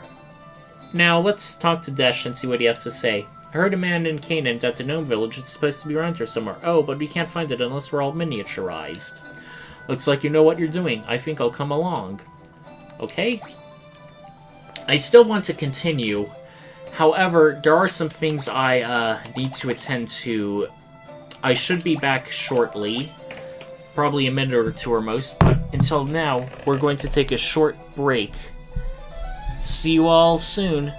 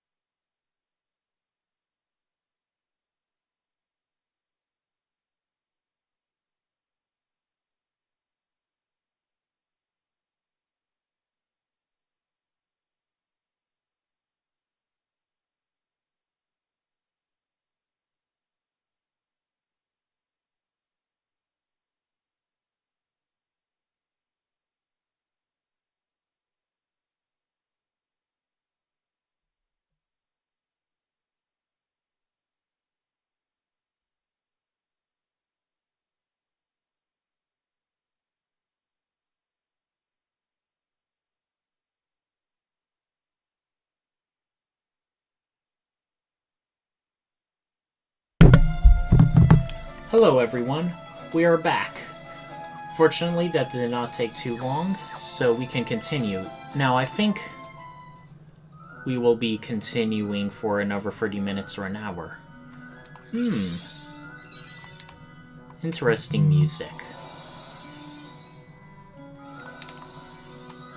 And we have not one, not two, but 3 different springs, rather than 1 or 2 convenient ones, and a small person. I'm a gnome from Toza's forest to the south, here to draw water from this magic wellspring. You're welcome to pay us a visit, but you'll need to cast Mini on yourselves first. We can't have big folks smashing the place up. Fair enough. Now, here's another reason why, when it comes to, like, certain challenge runs, whether it be single job only or no magic, Final Fantasy III isn't particularly optimal. There are certain times in the game where you will need a certain spell or a certain class in order to, certain job in order to make the game proceed. See that small little hole? We can only get in if we have the mini size. And as none of the enemies here cast mini by default, we will have to become, I think it's either a black mage or a white mage in order to cast it. I'll have to check to see if it's a black magic or white magic spell. And in case for some whatever dumb reason you decide to toss out or throw or get rid of your mini, that gnome in the spring can give you a free mini. So let's see. It's a white magic spell, so we'll be learning it for our white mage. Alright, all of us now are mini-sized. Now, the mini status effect is interesting because it's not necessarily a bad spell because you need it to be in others, but not only do all of your physical attacks deal 1 damage, you take a lot more physical damage from enemies in return. As you can see, that's what Desh said, your defense falls to 1. Or was there to Crystal's power, right? You'd be easier with 3 black mages to party if you'd asked me. Well, right now we're not going to be fighting anyone, so... I like this music. Whoa, get a load of how tiny I am. But now I can't use my sword. Guess I gotta fight with magic or nothing. No, no, no, Desh. We're not in the remake yet. Or, we're not in the DS version. He says the same thing. Not a familiar face among a lot of you. There's a tunnel that runs through the Moranos Range. You can use it to get to Moralka Basin, home of the Vikings. Ooh, Vikings, you say? Even though we're tiny, everything here is like normal size. That's pretty funny. Okay, looks like we found some pretty good stuff here. White mage, black mage, red mage, white mage, red mage, and... Okay.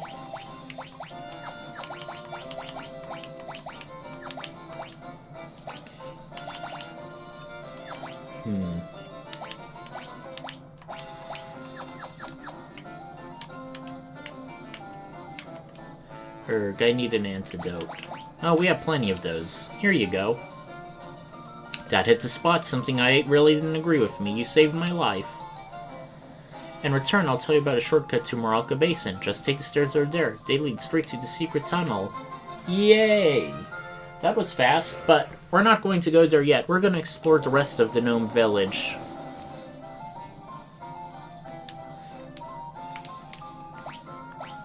Okay. Tozas has 2 chests to find. So as part of finding them, let's mingle with the gnomes.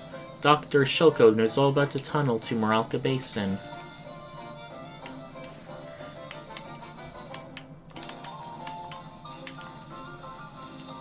Okay, we can rest here.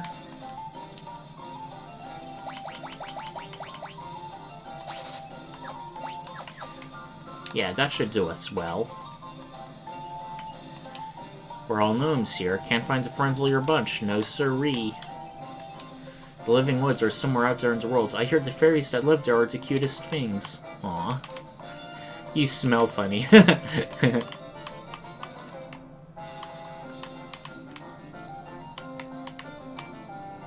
Well, Looks like there's only one place to go. Let's hope the chests are in here. And I'm pretty sure they are, but just in case, I'm gonna check ahead of time. Yeah. They're self-evident. More mithril bracers and the mithril rod. For our black mage or red mage.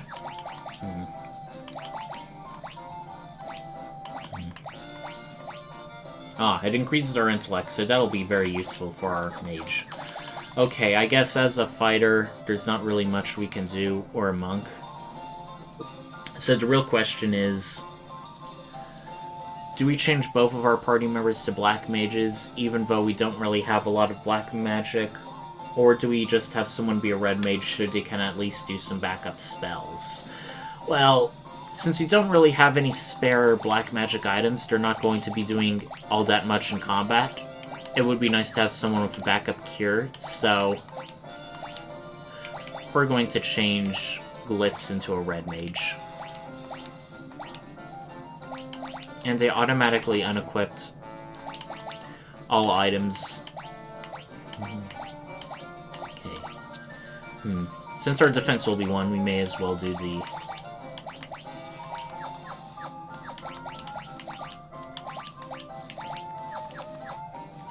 Right. We're going to actually have to stay at the inn in order to get our magic back up. See, like I told you, I switched from a non-magic class to a magic class, and my cure is 0 out of 8.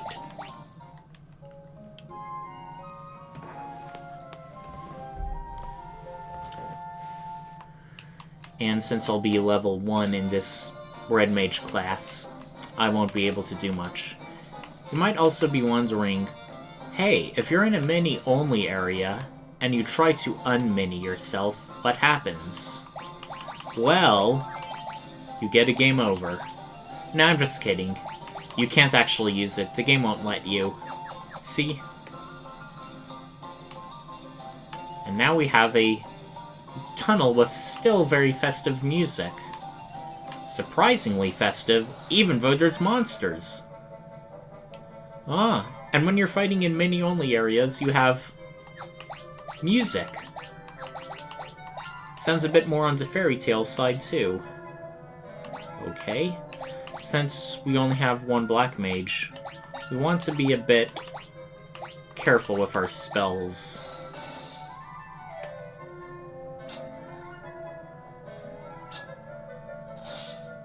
Yeah, we're gonna do 1 damage regardless, so may as well just stick to magic. But even so, actions you take, even if they're just defending, is still helpful in raising your job levels, so there's still some merit in still having Andy as a monk.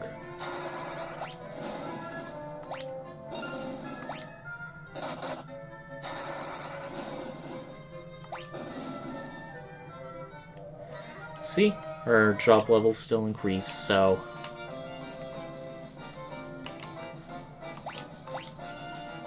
Close this tunnel. It has no treasure or items, so we can just go through here just fine.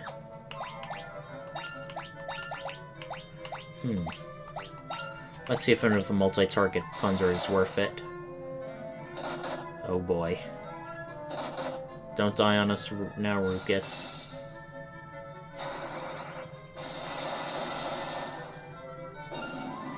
Okay.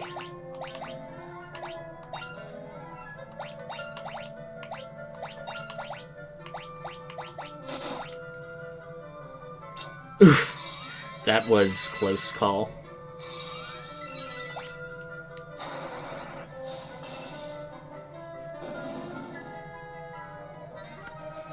Do do do do do.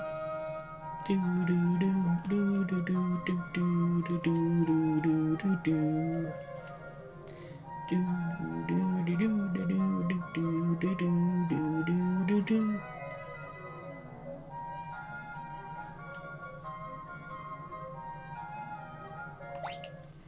We probably wouldn't have gotten much opportunity to listen to that tiny people music, so Just wanted to do that, and now that we're safely out, we can go back to Mini, but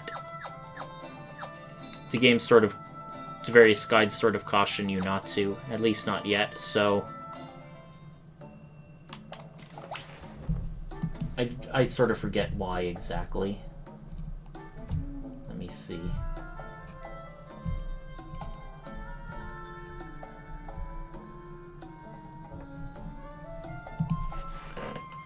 You know what? We can. Let's just have all of our normal size now. Looks like okay. Desh has nothing new to say. Oh, looks like a bunch of pirates. No? They're Vikings. We're Vikings, pillagers of the open sea, or, well, we used to be. Wildly old sea dragon showed up after the earthquake and wrecked all our ships. All but one. The Enterprise was spared, but we can't set sail to much. Not only are they Vikings, they're Trekkie Vikings.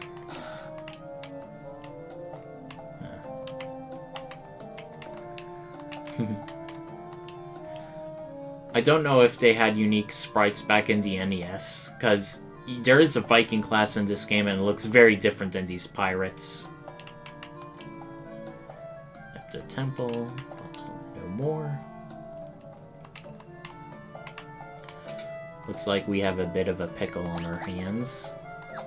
And 5 chests to find.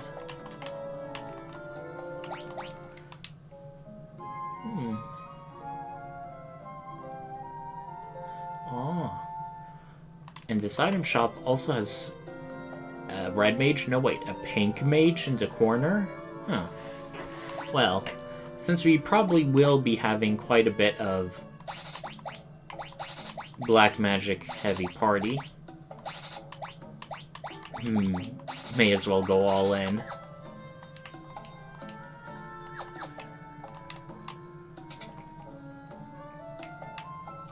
Because we will have to rely on Mini once again.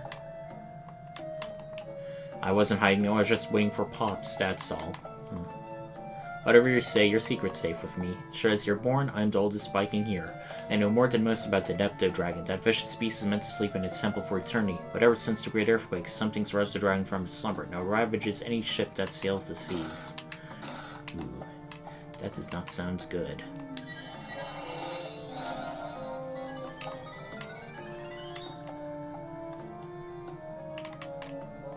Alrighty.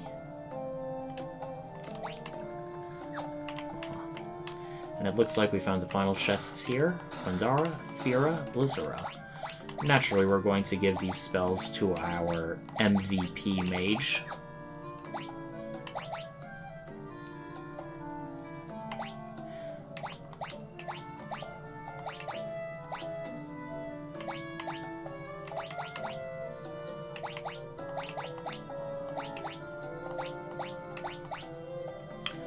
Alright, so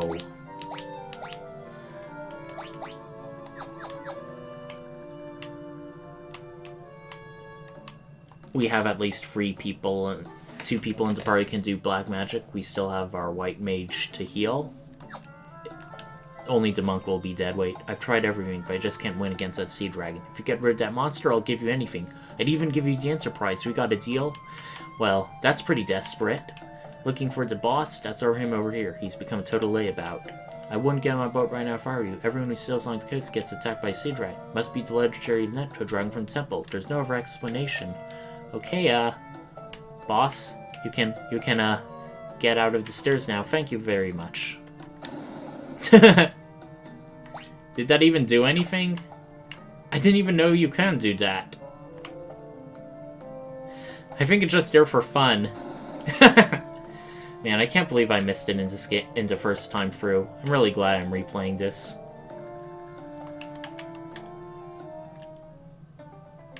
Alright, now, even though the people are telling you not to, you can actually go on the thing. But as you try to... the Nepto Dragon! And since we saved, let's see what happens if we try to attack it. Being a sea creature, I bet it's going to be weak to thunder. Oh god. 5 hits and it 1 hit killed us.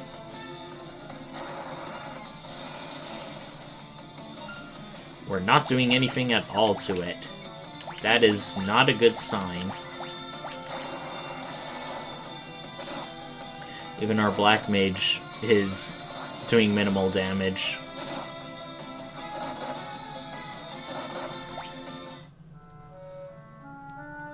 From first time chat from viewer, he's so cheery. Hello, Scary Jen. Welcome to the stream. Don't know how long you've been here, but we've gotten quite a bit of progress so far. For now, let's go north to the Neptune Temple.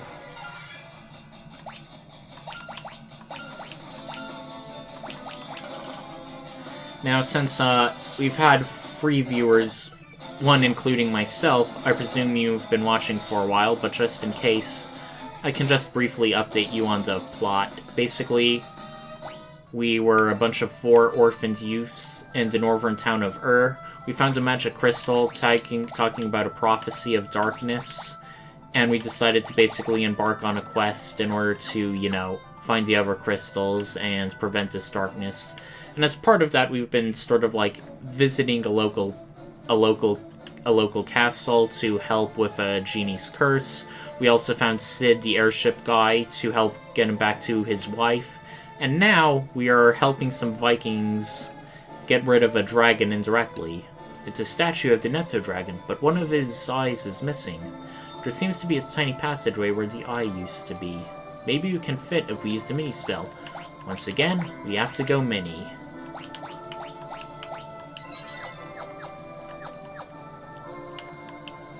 If you fight all miniaturized, you gotta use magic or you'll find it tough going. Black mages know a ton of strong spells. Okay, everyone's miniaturized, let's go. Now, if I recall, this is either one of the missable dungeons, so we really want to make sure we get everything. We have 3 chests and 2 items.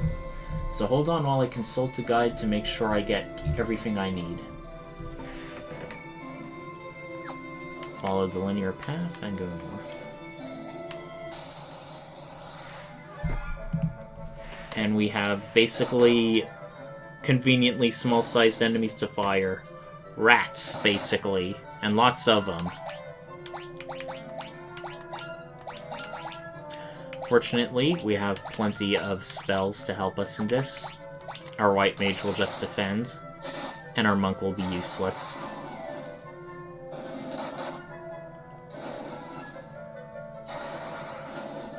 I do like, since your defense is so weak, they decided in this area to have the enemies also do magic attacks rather than just purely physical.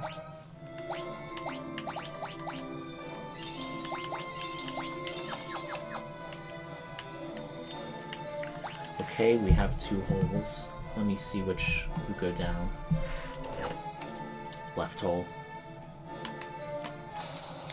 Rah. Ew. Those do not look pleasant at all. I definitely do not envy our heroes having to fight such things.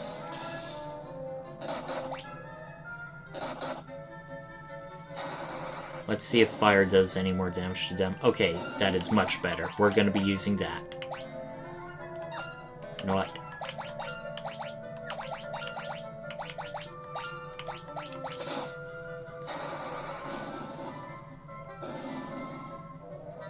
Okay. Easy going so far. Shell helm and shell armor. Made from tough shells. Only warriors can equip them, which we are now temporarily warriorless, so... Oh god. Oh no.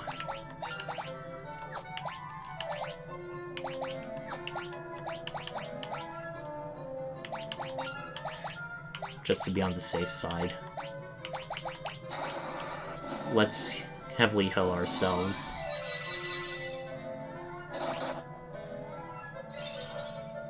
Oh, that cure spell really saved us.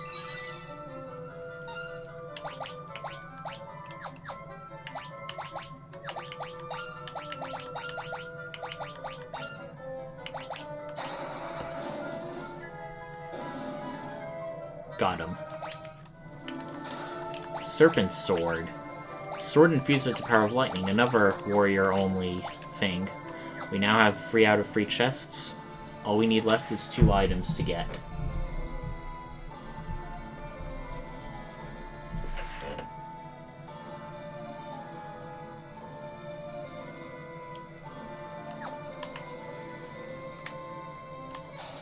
There's only one way forward here. We're now fighting an evil-looking raccoon. Petite. I don't know exactly what it's weak to, so I'm just gonna stick with my lowest level magic. And that still did the job just fine.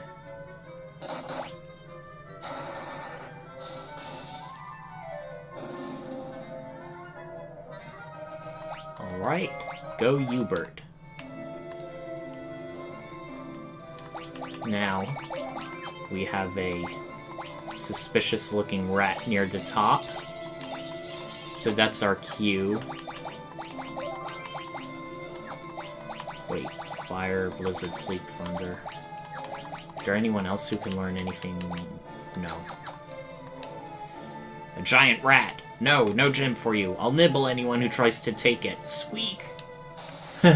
Okay, now, is it giant in comparison to our current size, or is it giant even if we were normal sized? The questions remain. So, this thing resists quite a bit of stuff. So we're not going to try to sleep, blind it, or use poison. We're just going to stick to fire, blizzard, thunder. Oh, and maybe arrow, because we don't have any second level healing stuff, so may as well go all full offense on it so far.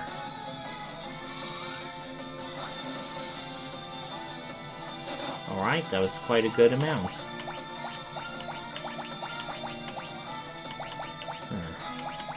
Let's see if thunder does a good bit.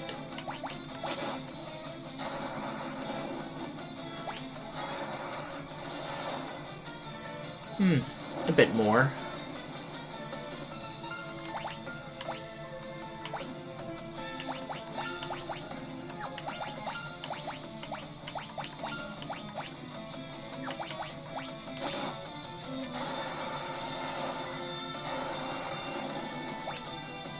Alright, we're definitely gonna want to stick to fire stuff.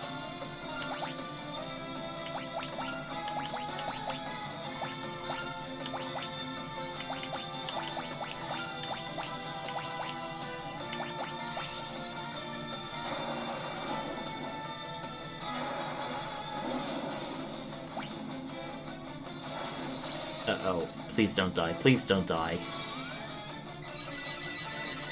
I like this. Even when we're well prepared, these boss fights still feel at the right level of intensity. They hit hard, but not hard enough to feel like you're... oh god.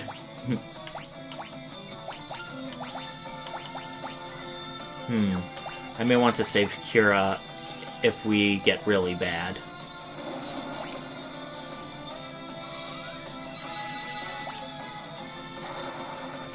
Or if they continue targeting Andy. Okay, we do not have any effers, so we're just going to use our magical item stuff. Okay, that's good.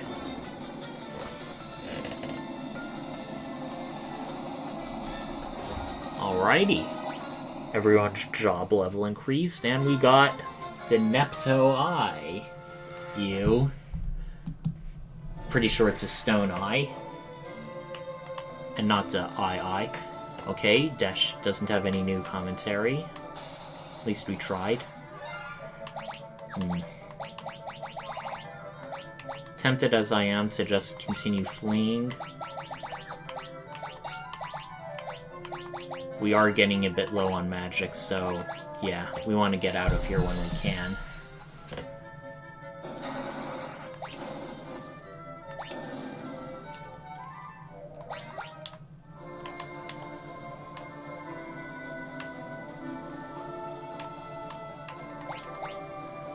Even though it says 1 out of 2 items, the last item we get, I'm almost definite is plot relevant, so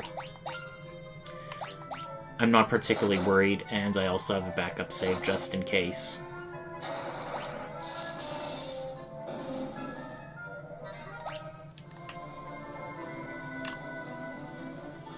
Right.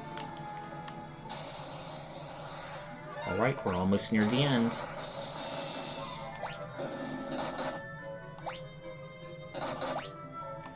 Jesus.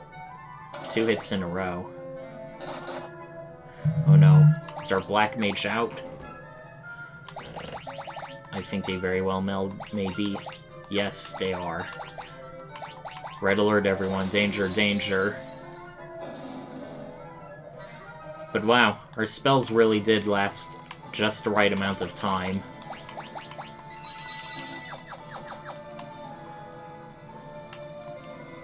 Now to return the Nepto Dragon's Eye to its rightful place. It's a red eye and a blue eye. The dragon Nepto has heterochromia. It's no ordinary gem. It's the vessel for myself out. My physical cannot be controlled by other things. I bequeath to you the Fang of Water. Use its power to destroy these obstacles that may block your path. Yay! Alrighty. Water that has lost that which once shimmered within. That which caused the great earthquake also trapped the light of the elements deep within the earth. I beseech you, please, restore our light. And now... well, we can't exactly unmini. And yes, we have found everything. Fang of Water. So, let's go back to the Viking place, rest up a bit, and... everyone's happy! Color me impressed, so brave, so strong. You lot are bona fide heroes. A Viking's word is his bond. The Enterprise is yours. Yay! New ship!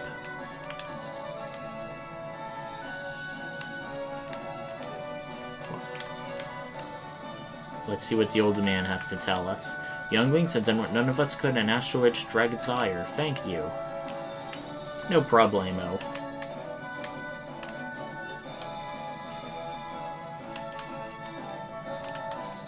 Okay, they're gonna tell us all the same thing. Oh well. Oh, and the guy's getting out of bed now. Huh. Oh, and now he goes back into bed. That's kind of funny. Okay.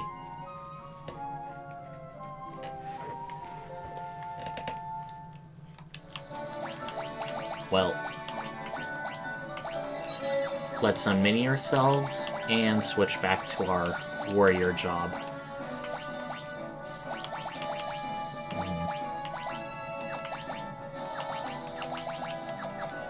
As fun as it was, I do want to have a relatively balanced party.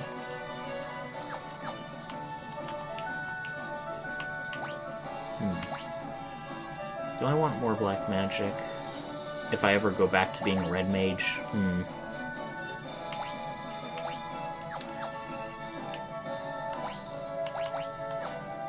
I don't exactly know, but we can always wait for that later.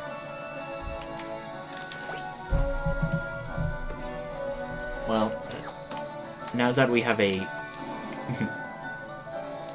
now that we have a ship for real, our world is opened up to us quite a bit.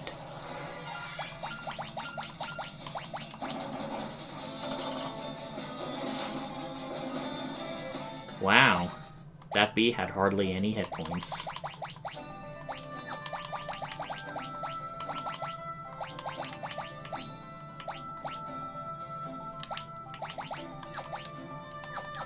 Okay, oh! All this time, I could have used a fire staff to attack with the white mage. Well, I guess I know what I'll be doing with Upert for quite a bit. Now, unlike Final Fantasy 1, you can land anywhere there is land. While we can go south a bit, right now, we are going to go a bit north first. Once again, we're fighting more Shahagan, but now I think we should be able to adequately take him on.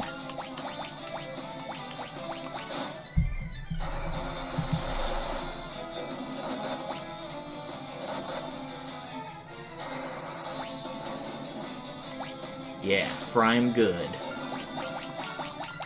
Gonna have some fish tonight.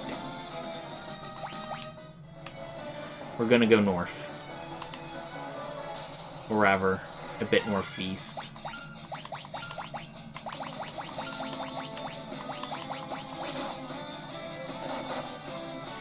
Sea elementals. Uh-oh, they paralyzed our white mage. That's not a good sign. And I don't think we have any white magic that can help heal them. Try and take these folks out as fast as we can.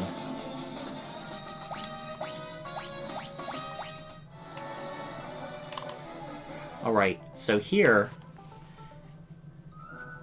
we are in the Living Woods. And we are meeting some fairies. The mage who changed Elder Tree into a wandering creature can change his weakness. One who can see for his deception may be able to defeat him.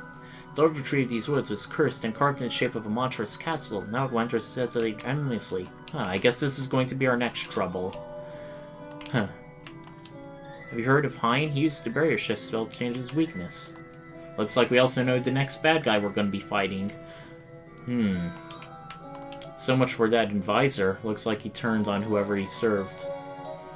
Oh no.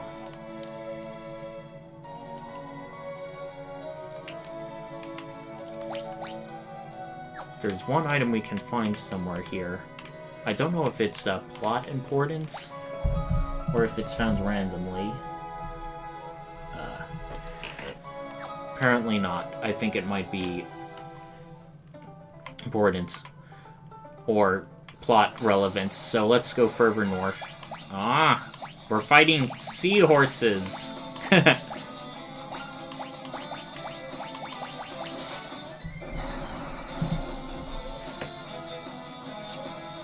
The seahorse stares at us angrily, but it does nothing except make us feel a bit creeped out.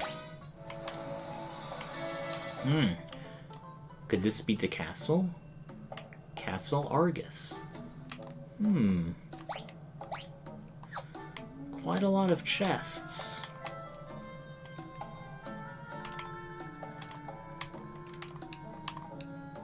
Now you've got the ship, we can go anywhere, see anything, visit all the ladies of the land, haha, just kidding.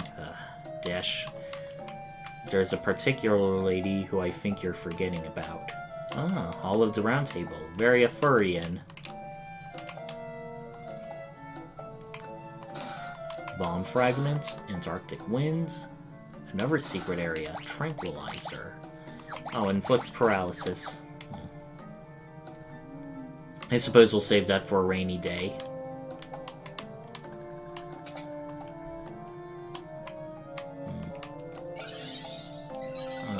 Free healing water.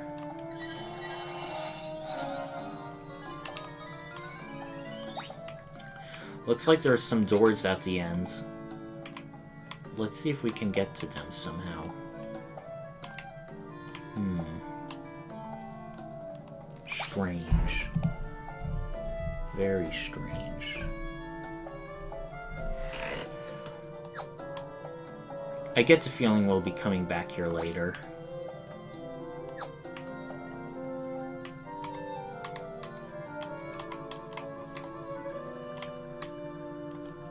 Just in case, I want to see if there's yeah. Okay. Okay, here it is. It's a differently colored torch. Got it. Money, money, money. Treasure. Okay. Is it all gonna be Gil? Looks like it. At least for now. Okay, now we're on the ramparts of the castle. Odd, the door's locked. Now, here's an interesting game mechanic that we won't be doing later. There are some locked doors, and you can use keys to open them, which are consumable items. However, a thief needs no keys. They can unlock a door automatically. However, we do not have the thief class yet. That will be our next elemental crystal set of jobs. If we were playing the DS remake, we already would have had a thief class as part of our first job crystal, and we could have gotten to treasures far earlier. But for now, there's not much we can do here. Wait, I want to check. Nope, no, we can't. We can fight these, super goblins? Knockers? Like Tommy knockers, I guess? Like those fairies? If I had to guess. Oh man. Why is our warrior doing such poor damage? I think we even put him into front row.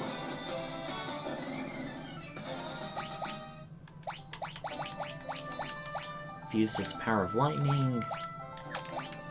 Yeah, that is weird. Oh well. For now, there's one more area we can go. Well, technically more than one, but I'm sequence breaking a bit.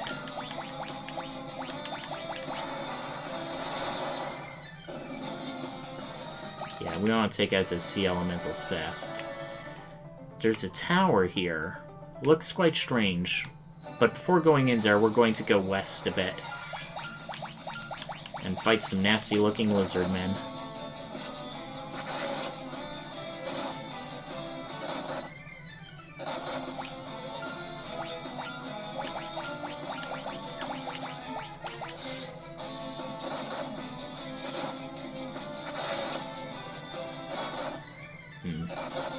These creatures may be strong enough to warrant a few spells. And just as I say it, they're all dead. Okay. But you may notice... Oh, I didn't necessarily need to sell. There's two places we can go. A tiny place. A chocobo woods. We can talk to a chocobo, and if we can giddy up on it, it can go to all sorts of places, but we don't necessarily need to do any random encounters, so we can disembark. And although Final Fantasy II is the first one to have chocobos, there's only one chocobo forest in the entire game, and they're quickly superseded. Not in Final Fantasy III. Chocobos actually make regularly return appearances, and they're a pretty useful resource for travel.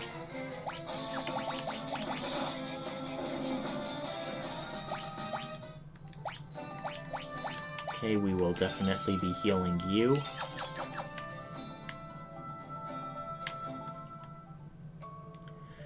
Gulgin Gulch. Very nice music. This is Gulgin Gulch. You should know that we Gulgins are born sightless. Ah! At the very beginning of the game, I think we saw these Gulgins talking about a prophecy. However, we make up for a lack of vision with a sixth sense. Some of our kind can even see the future.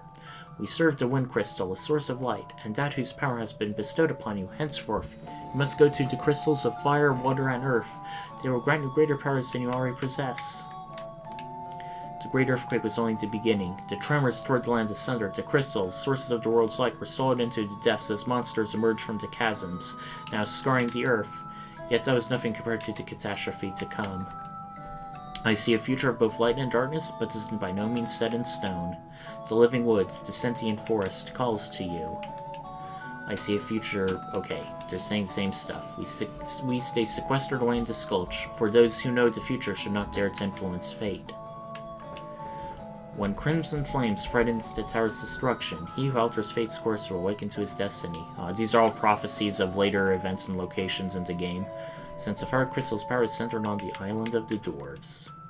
The earth's power sealed away the other three sources of light. The earth crystal may have been sealed in a similar fashion. Okay, we now have a Gulgin all by themselves. I have been expecting you. Take this spell and use it to enter the Tower of Owen to the north. Your destiny awaits you there, Dish. Received Toad. Huh. Oh, destiny awaits him in Tower of Owen. Well, Toad is also a white magic spell, and like Minnie, it is a debuff in that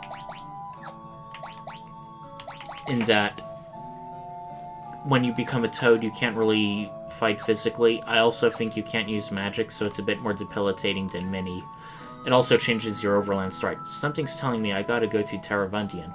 If that guy's right about me, my destiny is waiting for me there.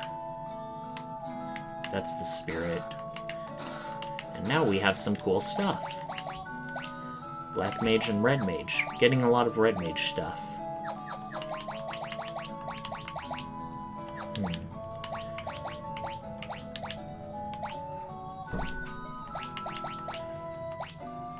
Well, it doesn't cast magic in battle, and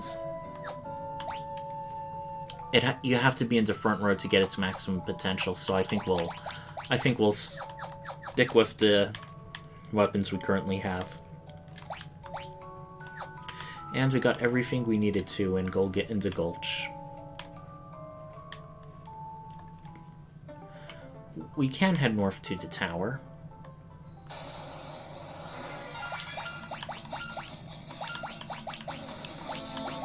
But before then, I want to see the town by the south, if there's anything useful to get there.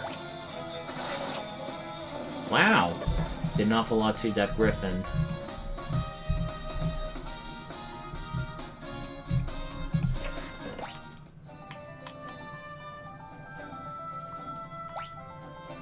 Well,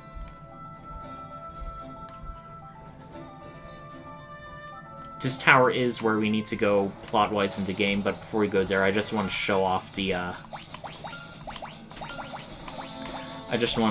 what happens if we try to go to the Southern Town early. There's not much to do there, plot-wise, but I think it should have some useful stuff for us.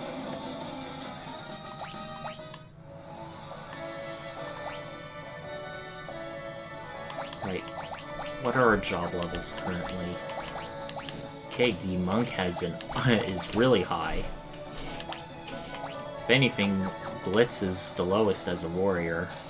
Probably because he has relatively low speed.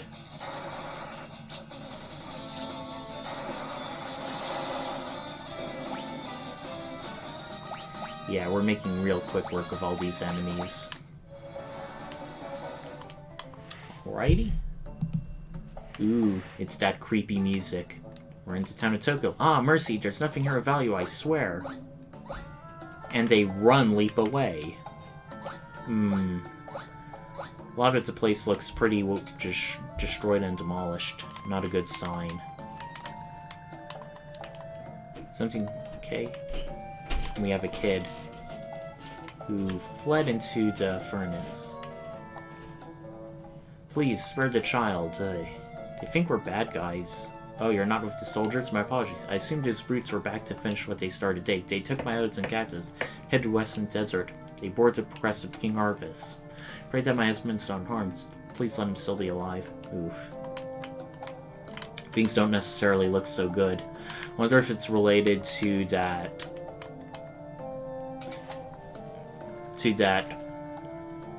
bad guy who, like, took over the tree. Cider increases his attack speed. That may be useful to have. Same for a high potion. There's 2 chests and free items we can find here. There's a monstrous evil roaming the rest in the desert. It's a huge tree, a tree that moves on its own, I tell you. Beyond the desert, far, far to the west, is a village full of eccentric people who claim to be descended from the ancients, whatever that means. When the soldiers dropped this banner, they attacked our village. It bears the crest of Argus. King Argus? That can't be right. Are you gonna give it to us? Guess not. Ah, an ice staff. Casts blizzard when used in battle. I'm pretty sure I know who can use this.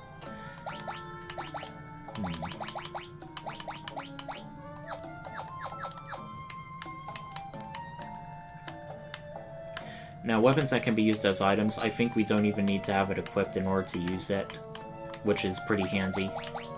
Enemy skill, inflicts confusion. No particular surprise there. Is there anything here? Let's check the last house. The mayor of Tokyo lives there. If you want to know of our plight, you should ask him. I very well may. There's a hidden staircase in Tarf that leads to a storeroom with a weapon and a few other things. Peaceful folks, in no spirit fight, please take whatever you need to save our town. I'm the mayor of this town. We've been beset by soldiers coming from the western desert since Wake. They seize our food supplies and capture our Ibuai citizens. The town is on its knees and there's nothing we can do to stop them. Kind of understanding they're calling them soldiers and not bandits, which is exactly what it sounds like they are, but I guess they're pretty powerful. Okay, a free section staff, and we also got some useful stuff like a Kempo guy. Things which should be useful to our monk. I wonder if equipping this in our left hands would be any good. Yeah, let's do a dual wield monk. Yeah. Now we're styling. Alright, we got everything we need here.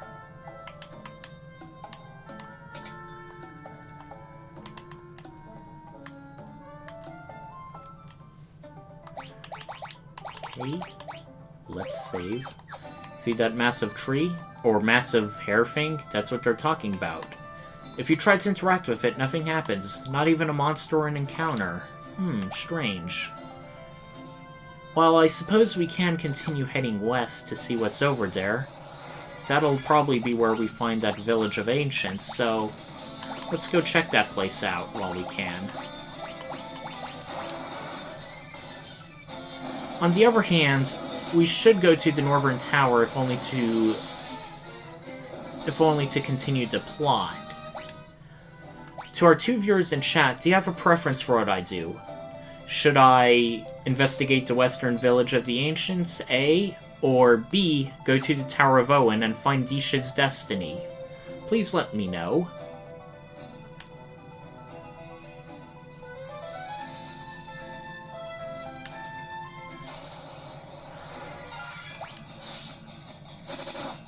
Nice.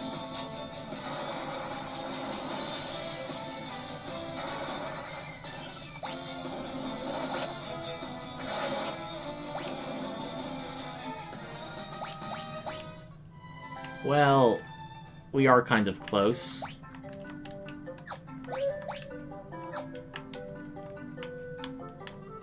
Oh, one other thing is... No, I guess you can't do it yet. Oh, I want to show you something interesting. Look at the very edges of the world map. What's going on? Are we on a floating continent? Huh. Interesting.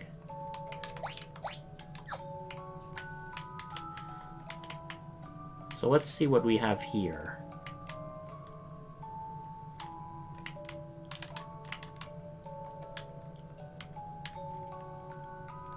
Okay, looks like we have a village of multiple terraces. I think in one of them we should find our hidden item. But for now, let's talk to the people. We are descendants of the ancients, creators of civilization as you know it. We live in harmony with nature, as is our creed. Really? This town doesn't really look any different, either in terms of technology or living standards. Dare you to circuit the whole continent on Chocobo. I'll give you a prize if you do. Now, the prize is, I think, an item of gnomish bread, or like a one-use item, so it's not like a big thing to do, but I think we do get an achievement for doing it. And we get another serpent sword. Pardon me. We also get another serpent sword found hidden here. Let's talk to the people. The Wrath of Light, a catastrophic flood of power, was caused by the ancients. They used the crystals to harness the power of light, but struggled to contain its burgeoning energy. Light was unleashed on the world, causing untold ruination to all of humanity. In the end, 4 warriors from the world of darkness came and subdued the flood of power. The few remaining ancients regrouped and came to live here in this village. Huh, so I guess light is not good, and dark is not necessarily evil. I guess things have been different back then. Would you believe me if I said this whole continent was floating in the air? I mean, we kind of saw it for ourselves. It's true, the ancients discover a weight that suspends the very earth, a wonder that continues to this day. Tower of Owen provides the power that keeps us afloat. Chocobos nest in a forest to east of here. Have you been by any chance? Light and dark are living forces. When the time is right, they choose 4 young heroes with whom they bequeath their powers.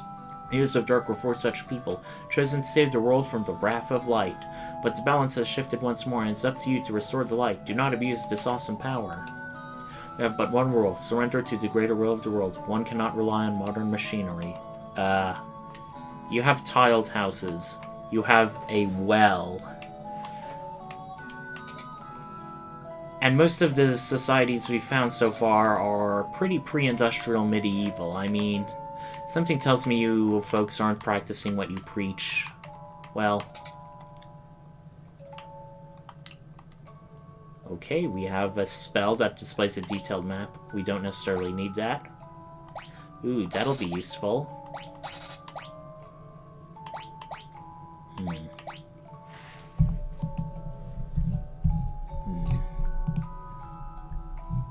Let me see.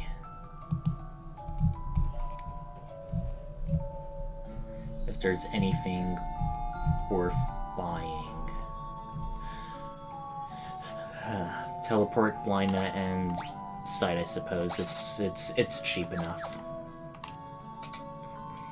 Now let's see if your weapons and armor are as natural as your creed is.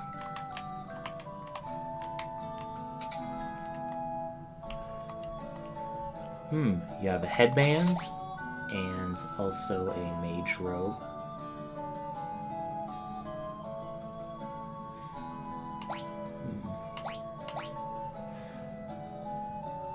Well, looks like the flame mail and other stuff can be got later, so let's just continue going for now. But yeah, mail armor? Seems pretty unnatural to me, if I do say so myself.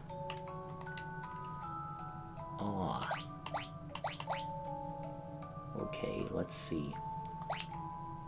We're gonna buy a light staff. It casts thunder when used in battle.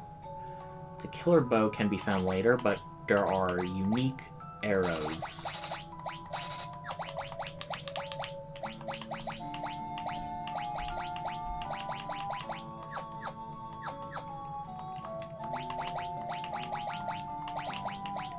Can we not? No party members can equip this now. I wonder what that is meant to be in store for.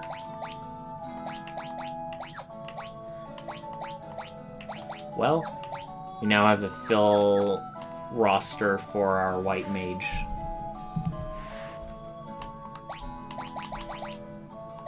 Same for our black mage. We're continuing. Let's take a rest at the inn.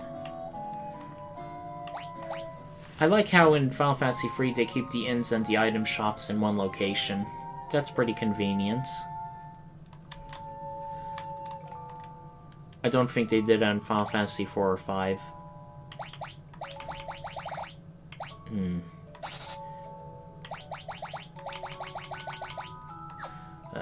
I'm sort of tempted to get more eye potions, but on the other hand, we have White Mage in our party. We're not exactly need costly ink supplies. And just for fun, wait. Looks like I could have investigated a tree. Smells like chocobos. Okay. This is an item-based thing. If you have Geistschall Greens, which chocobos love, it will summon a fat chocobo to the north. Fat chocobos can help store items for you that you don't need or want to hang on to. However, as the Pixel Remaster, you aren't limited by item spaces anymore. Fat chocobos are sort of useless unless you don't like scrolling through gobs and gobs of items.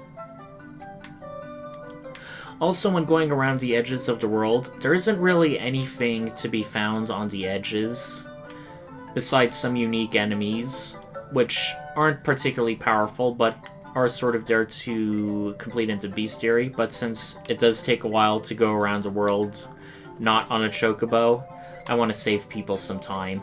I think you can encounter some, like, flan slime enemies and stuff.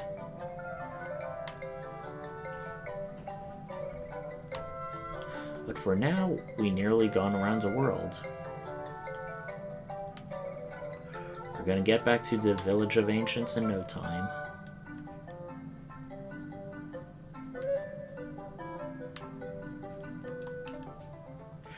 And Chocobo just jumps off the world to its death. Oof. You actually went and did it. You made it all the way around the continent on Chocobo. Here's your prize. Gnomish bread. Something we absolutely do not need. Oh well. At least if you're on Steam, you get an achievement out of it. Which achievement, which I already have, by the way. Well, since we can't sail around the rest of the seas without getting rid of that troublesome tornado, we only have the Tower of Owen to go to. Oh no.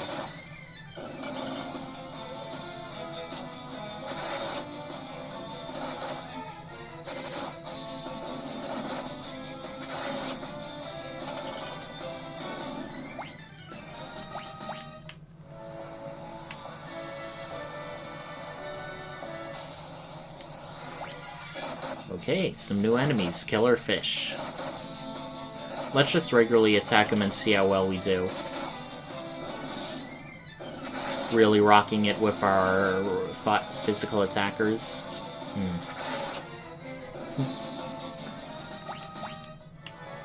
I'm almost tempted to see if we can dual wield with... Yes, we can. Now let's go into the Tower of Owen. Wait. Before I do...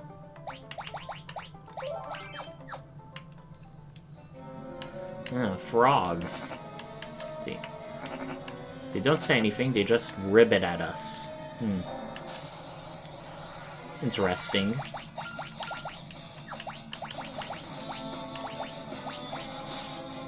Ah, we're doing a lot more damage now, baby.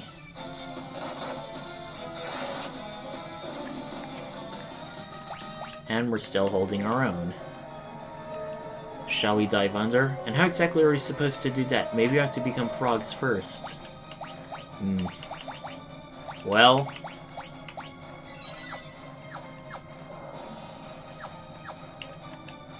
Something... Okay, he doesn't have anything new to say about being frogs. Now, the good thing is, even though we got here by frog, we do not have to remain as frog.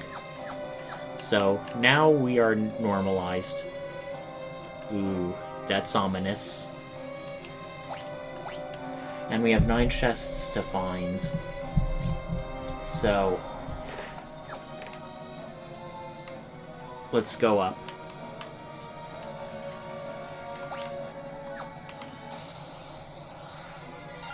Petite Mage.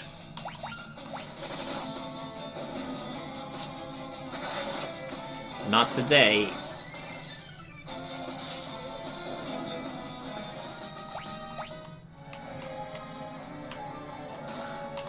Maiden's Kiss. Okay, more of the same enemies. Yeah, dual wielding in this game seems really good. I mean, it requires you not to do a shield, but right now, our physical characters aren't exactly suffering. So I think we can go for it a bit more. Ew, bloodbaths. I bet they, like, suck your blood and take away your health as a special attack. A special attack which they shall not be doing. Maybe I should use my fire staff instead. These enemies seem to be ice fiends. Well, another vision. Hee. Wait, I remember. I'm an ancient. Okay, are you gonna elaborate on that, Deesh? Well, I guess he can't. Turfing, a slender sword with a piercing tip. Only a red mage can use it. This game keeps tempting me. I feel bad that I'm not being red mage. Your soul shall wander these sodden halls forever. Don't fall for it, Deesh. Remember now, there's a hidden switch on the 5th floor. It's on the 8th section of wall from the left. Alright, that's good to know. Augusty.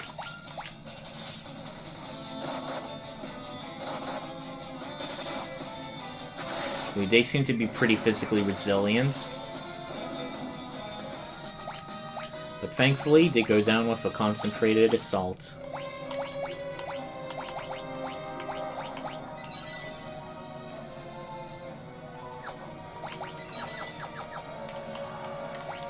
Okay.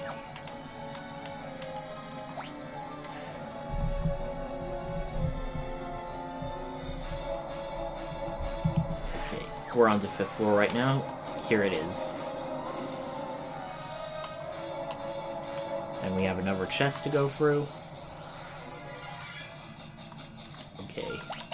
we should easily make toast of these enemies.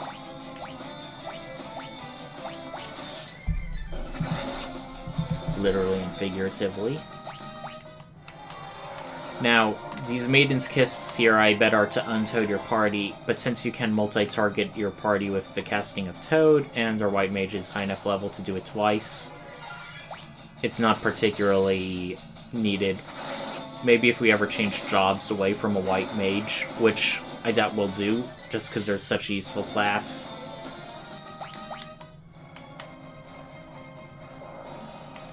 Alright.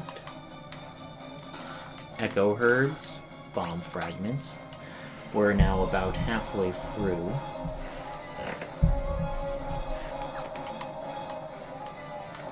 Halfway in chests and treasure. Okay, Far Darig. Sounds pretty nasty.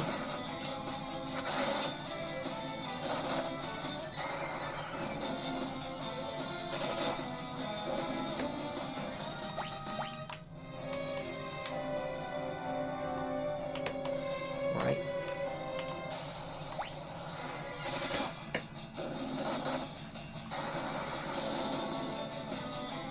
Okay, that did even less damage than Blizzard. I think Petite Mages are just resistant in general.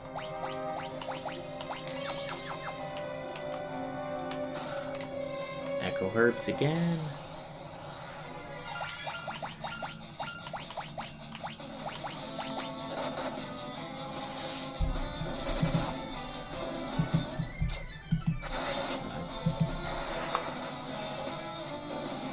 So far, this game hasn't exactly been what I'd call difficult. On the other hand, it's really only the bosses that things really increase. Okay, we got Flame Mill for free. Good thing I have a guide telling me how not to waste my money.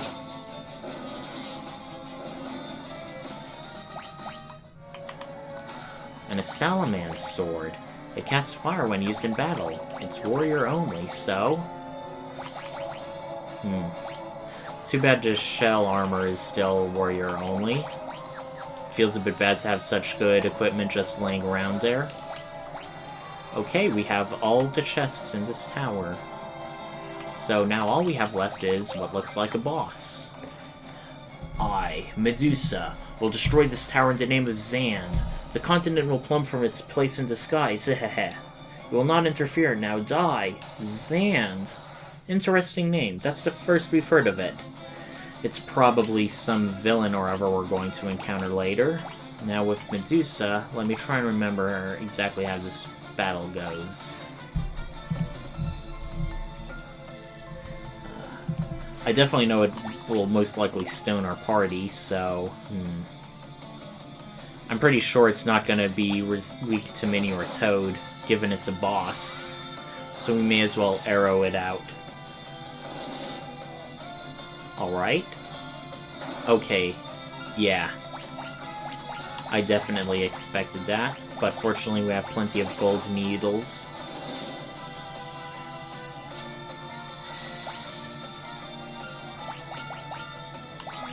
Let's just wail on it. Alright, seems to have only one attack, or at least its tactics are only doing it once. Yeah. I think this is one of those do the same thing again and again bosses, which you will see a few times in this game. But on the other hand, it is a bit of a danger and threat to us. Okay, oh, it did a physical attack this time. Alright, and we're done.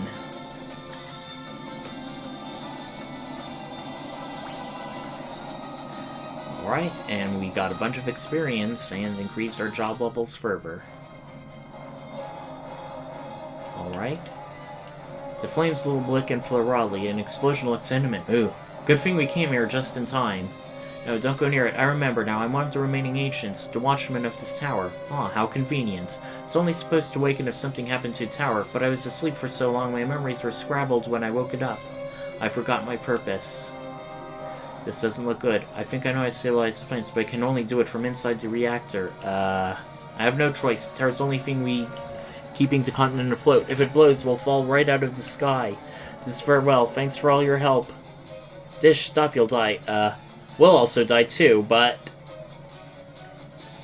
my destiny. Don't worry, once I repair the furnace, that whirlpool should stop as well. Then you can search for Dwarven Island. That's our French Fire Crystal.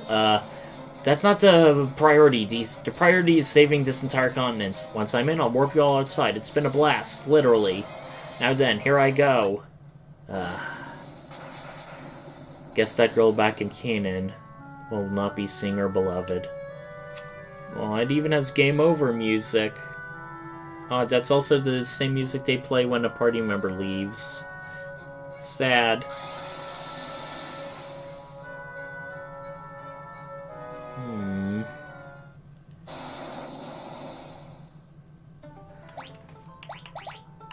Well, looks like we're back outside.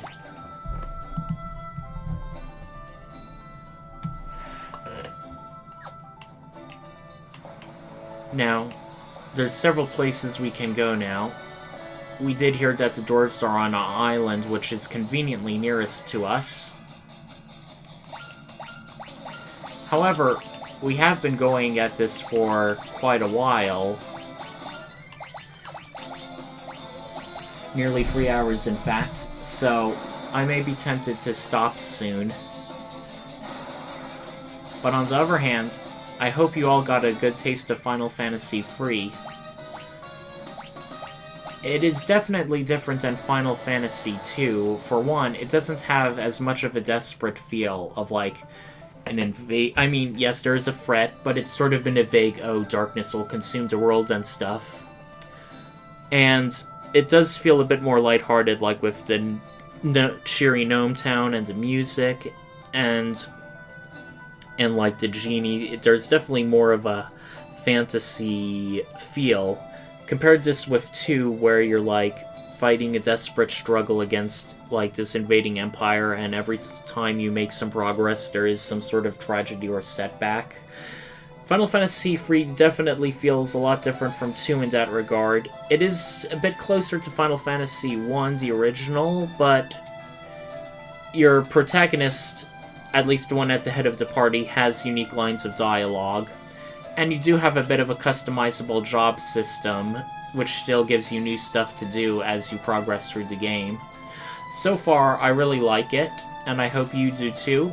We'll be doing more of this once we get to Thursday at 8. Until next time, Quasar Night out.